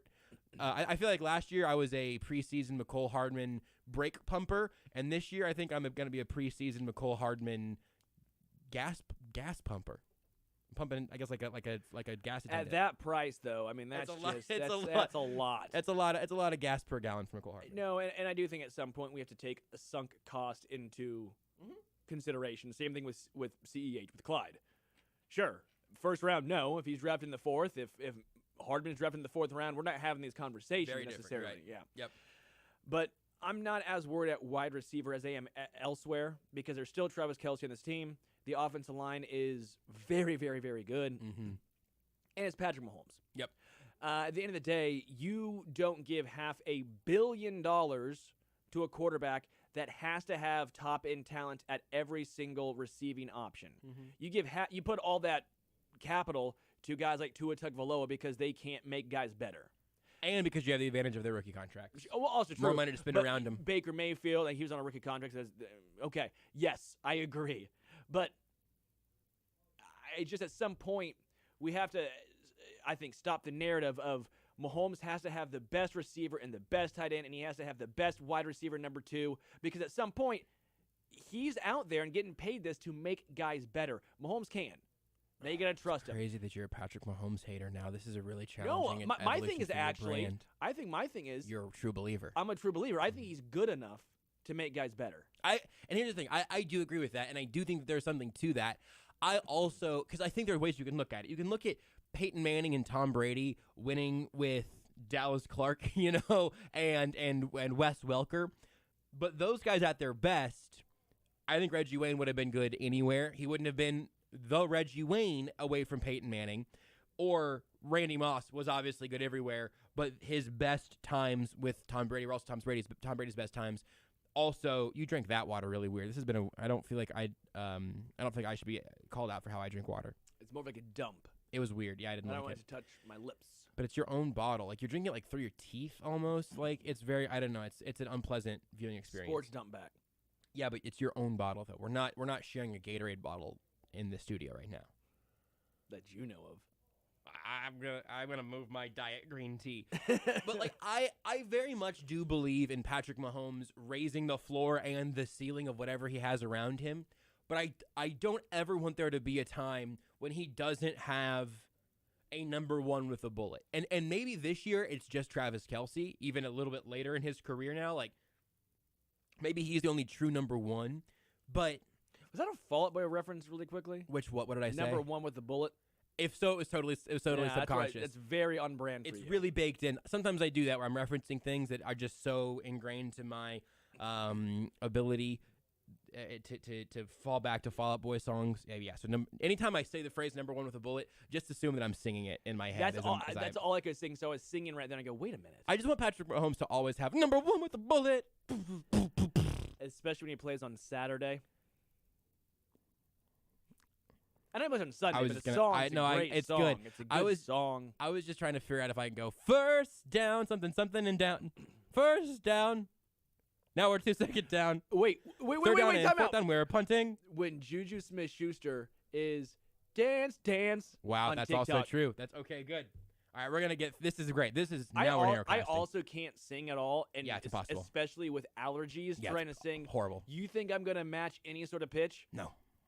We're not here to hit any sort of notes today. Apparently, neither one of us can sing, and it's only made worse by like whatever's going on in my sinuses here. Your whole face right now apparently my melting. Dome is just This is not a music show. We've done well though. Just generally getting through this hour. Yeah, just energy wise. I agree. I was agree. surprised. Well, we're still doing it. I thought you were going to bring out one of those stretchers. You know those fake stretchers, like two monkeys come out. You know how those joke, and then there's not actually a whatever it's called that actually picks the person up. So they put it on it. The monkeys like put it, and then they try carrying it off, but the person's still laying on the floor because there's no cloth to lay on. Have you ever seen this YouTube video? Was that from an episode of MASH or something? It could have been. What? No, I've never heard of this. I've never heard of this bit. Yeah. It sounds. I thought of MASH because you're 1,000 years old, and also that type of stretcher is very much like not currently in there. practice. It's like a soccer thing. Maybe it looks like. See the monkey ambulance. Okay, so the monkeys come out. There are a couple of monkeys that are carrying a little old school stretcher out. They sit the stretcher down. There is something in it, but I'm guessing it won't stay tied. So they walk over. They put another monkey in it. This one's actually working, I think. Nope, and then it fell apart. They fell apart. Yeah. See, isn't that pretty good? And so then that third monkey just gets up and then walks away. Wow, that's a great bit. So just Google monkey. Look up monkey ambulance on YouTube. and then just comment almost entirely sports sent me here and see if we can really screw up an algorithm. That would make me feel pretty good. How do we get there? How do we get anywhere? I said I want Patrick Mahomes to always have a number one with a bullet. Yeah. And On a somehow we runway ended in up Chicago. Somehow we ended up on monkey ambulances. We're real good at staying on topic. I have the Aaron Rodgers one title in Green Bay thing burrowing deeper and deeper into my mind every day. And I just don't want that future to happen. Because I feel like there was the way that the Colts and Patriots did it. And then there's the way that the Packers have done it to Aaron Rodgers over the last decade. And I want the Chiefs and Patrick Mahomes to be a well-balanced team, a smart team that spends money and draft picks well. But I don't want the plan to always be bleep it, Pat's out there somewhere. You know what I mean? That's where my longer term fear resides. Oh, I think that he can take the current receiving core and then let's say someone in the top 50, if it's Sky Moore or if it's George Pickens, like anybody in that range of wherever you end up, like I think that group Patrick Mahomes can make chicken salad out of. But I also want Patrick Mahomes to have good ingredients Out of most of the time. Chicken bleep. Okay. So want to make sure. Making chicken salad out of chicken bleep. Want to make sure it's like talons or something like that. That's my concern. What if they give him a bunch of talons at receiver? I said talent. And then they said, oh, sorry, we got you talons. I will say for Aaron Rodgers, I agree with the one ship notion. Just makes me nervous. But he also has bleeped the bet. He took chicken salad and took it into chicken bleep a couple times in the playoffs. Sure. Like, he's had some scenarios where he could have done more and just straight up didn't. Sure. Mahomes, for example, that second half of the Bengals game, I will say that's on him. Yeah. You could say Andy Reid. You could say that Eric Bieniemy told him to throw all those passes too high. But like at some point, he's the best player. Yes, absolutely. He had throws, play caller or not. You make those plays. Yes. And he didn't do it. So you're right. I don't really know where I'm going, but I guess at some I point don't want them to get painted in the corner. they have talent, and I think Rodgers has had talent. There could be a lack of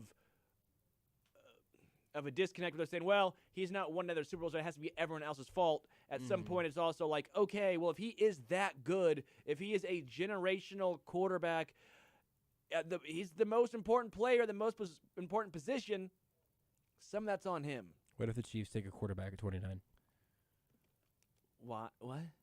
Aaron Rodgers, Jordan Love. Oh, yeah. Well, also, Rodgers is a very interesting cat.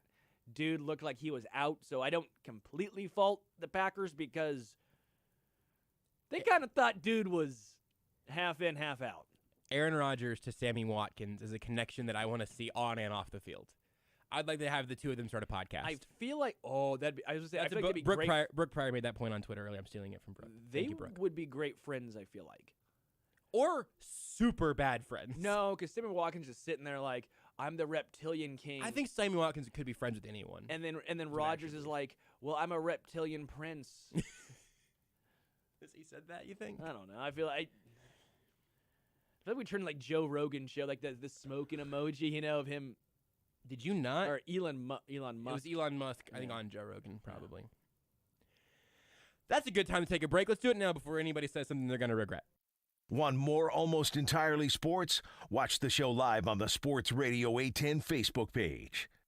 Hey, Kansas City, Stephen St. John here for QC Kinetics. Longer days, warmer weather. This is the time of year you need to be enjoying life without joint pain. It's time to call QC Kinetics. QC Kinetics is helping people here and all over America get real, lasting pain relief. They use highly concentrated, cutting-edge natural biologic treatments that can restore and repair damaged joint tissue, getting to the root of the pain. It's life-changing. You can get back to moving like you used to, with no drugs, no surgery, and no downtime. If you have nagging pain in your knees, hips, shoulder, or back, and you're done with steroids and pain meds, call QC Kinetics. And if they're telling you surgery is your next option, don't do it. Call QC Kinetics for a free consultation and a free second opinion. Learn more about these amazing natural biologic treatments. Enjoy this time of year doing what you love. Call QC Kinetics, 816-412-6299. That's 816-412-6299 off 435 and State Line and Gladstone. 816-412-6299. QC Kinetics.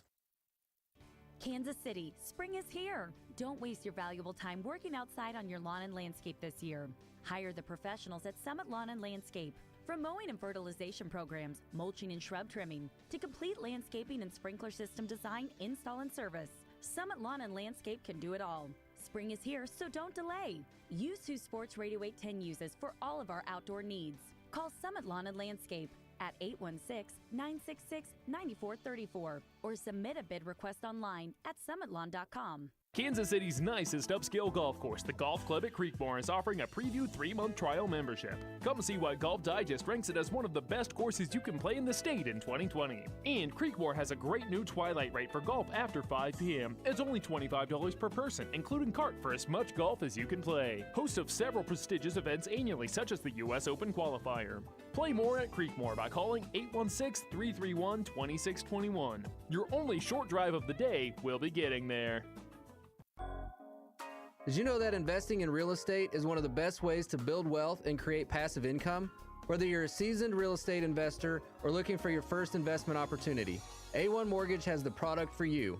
If your new investment property will cash flow, it's a go. This is eligible for up to 30 unit properties, no income qualifications, no track record or rental history necessary. Call A1 Mortgage at 816-822-8888. That's 822-8888. As long as your monthly rental income exceeds your monthly payment, you cash flow and it's a go. Let the experts at A1 Mortgage help you build your wealth. Call A1 Mortgage 816-822-8888. That's 822-8888 or apply online at a1mortgage.com. A1 Mortgage, making your dreams a reality is what we do. A1 Mortgage Group, LLC, a Kansas and Missouri licensed mortgage company, NMLS 268370. Terms and conditions apply. Subject to change without notice.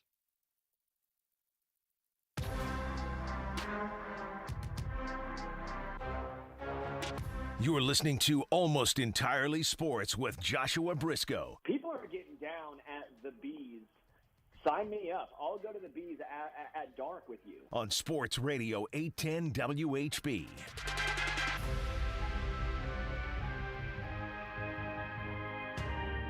Last segment of the hour, and also our last segment of the week. No show tomorrow. NBA playoff action tomorrow night here on Sports Radio 810 WHB. Wrapping up the week now with Sterling Holmes of the Homestretch over on ESPN Kansas City. Sterling, just a couple minutes left. Let's do this Sterling media consumption check-in. Usually come in with you've read a book, you've watched a movie. You never watch movies. It's always a book. What have you done this week, non-sports division? So I listened to a new album as well as read a book. I read The Lincoln Highway by Amir Tolls. I think you mentioned that you had just started it recently. It's a big, but about 600 pages. I've heard good things about him, and I had the book for a while because I do Book of the Month, and I love Book of the Month. But it was one of those ones where I was like, I don't know what do I want. Whose Book of the Month is it? Is it like a specific person, or is it like what's your Book of the Month? You get to choose. It's a website / app / Got it. Okay. Each month they put out like 5 books. Got it. And you get to choose one, and I chose this Love one. it. Large book, but incredible. It was set in 1952, I believe, was the book, and it was just a really, really good read. Normally, you can't get through 600 pages that quickly, but I really enjoyed it. I also listened. I need a ranking out of 10. 9.2 out of 10. I love it. 9.2 it was out of incredible. 10. I understand now why Amir Tolls is so highly regarded. Okay, wow. And you listened to the Red Hot Chili Peppers album. You also mentioned this last week before our show. But Don't I have you on the listened to record, it more. and you've had a week now to soak I've it in. had a week more to soak it in, to really. That's so important in the listening process. Especially with the Chili Peppers, because sometimes you don't always hear Flea's bass lines. You really get to feel them. Well, it's because he's so small. That was good. I also saw a couple of the songs live on the Jimmy shows, and they were The Jimmy shows. They were really good. Okay, so I think you were a little lukewarm on it first time through. There's still a few songs. It didn't need to be 17 songs. It did never not does. need to be 17 songs. But about 12 of them, I'm like, these 12, really good. Okay. These Are the Ways starts really slow, and then they did it live on Jimmy Kimmel or Fallon, one of the Jimmys. And it was badass. Like, I can't wait to see them live because if they play that song, Yeah. you're really getting into it. Flea, Frusciante, Chad Smith, the drummer, they were vibing, they were meshing. Have you seen them live before? You have to have seen them live. Yeah, I've seen them a couple times. White Braids and Pillow Chair, kind of slow, good. Bastards of Light, really solid. I still thought Black Summer, the first single, was one of the best ones when he does a little Irish shanty in there, and he really gets into it, and you're like, well, how does he do an Irish shanty? How did you just do an Irish shanty? I feel like it wasn't bad. I was pulled into the St. Patrick's Day parade or something. I don't know. Because it sounded like maybe borderline offensive. Oh, did it actually? But no, it's fine. You did great. Oh, I didn't mean to. I was trying to. No, I was kidding. Okay. I'm not really good at impersonation. I can do David Faraday. Roy McIlroy. Useful there. I miss David Faraday. He didn't do the Masters, and I miss him doing golf tournaments because you have to have a guy from Scotland, Wales, or just the UK in general. You have to. You have to. I imagine all of them wearing one of those little newsboy caps with a pom-pom on the top, like an old school 1850s golfer. And they're just always so entertaining because when somebody hits a bad shot, they're like, oh, he's not going to like that one. I love that. You're right. That's true. You can rip on someone in that accent, and you're not even mad. You're like, wow, he's so proper. Also, if you search when was golf.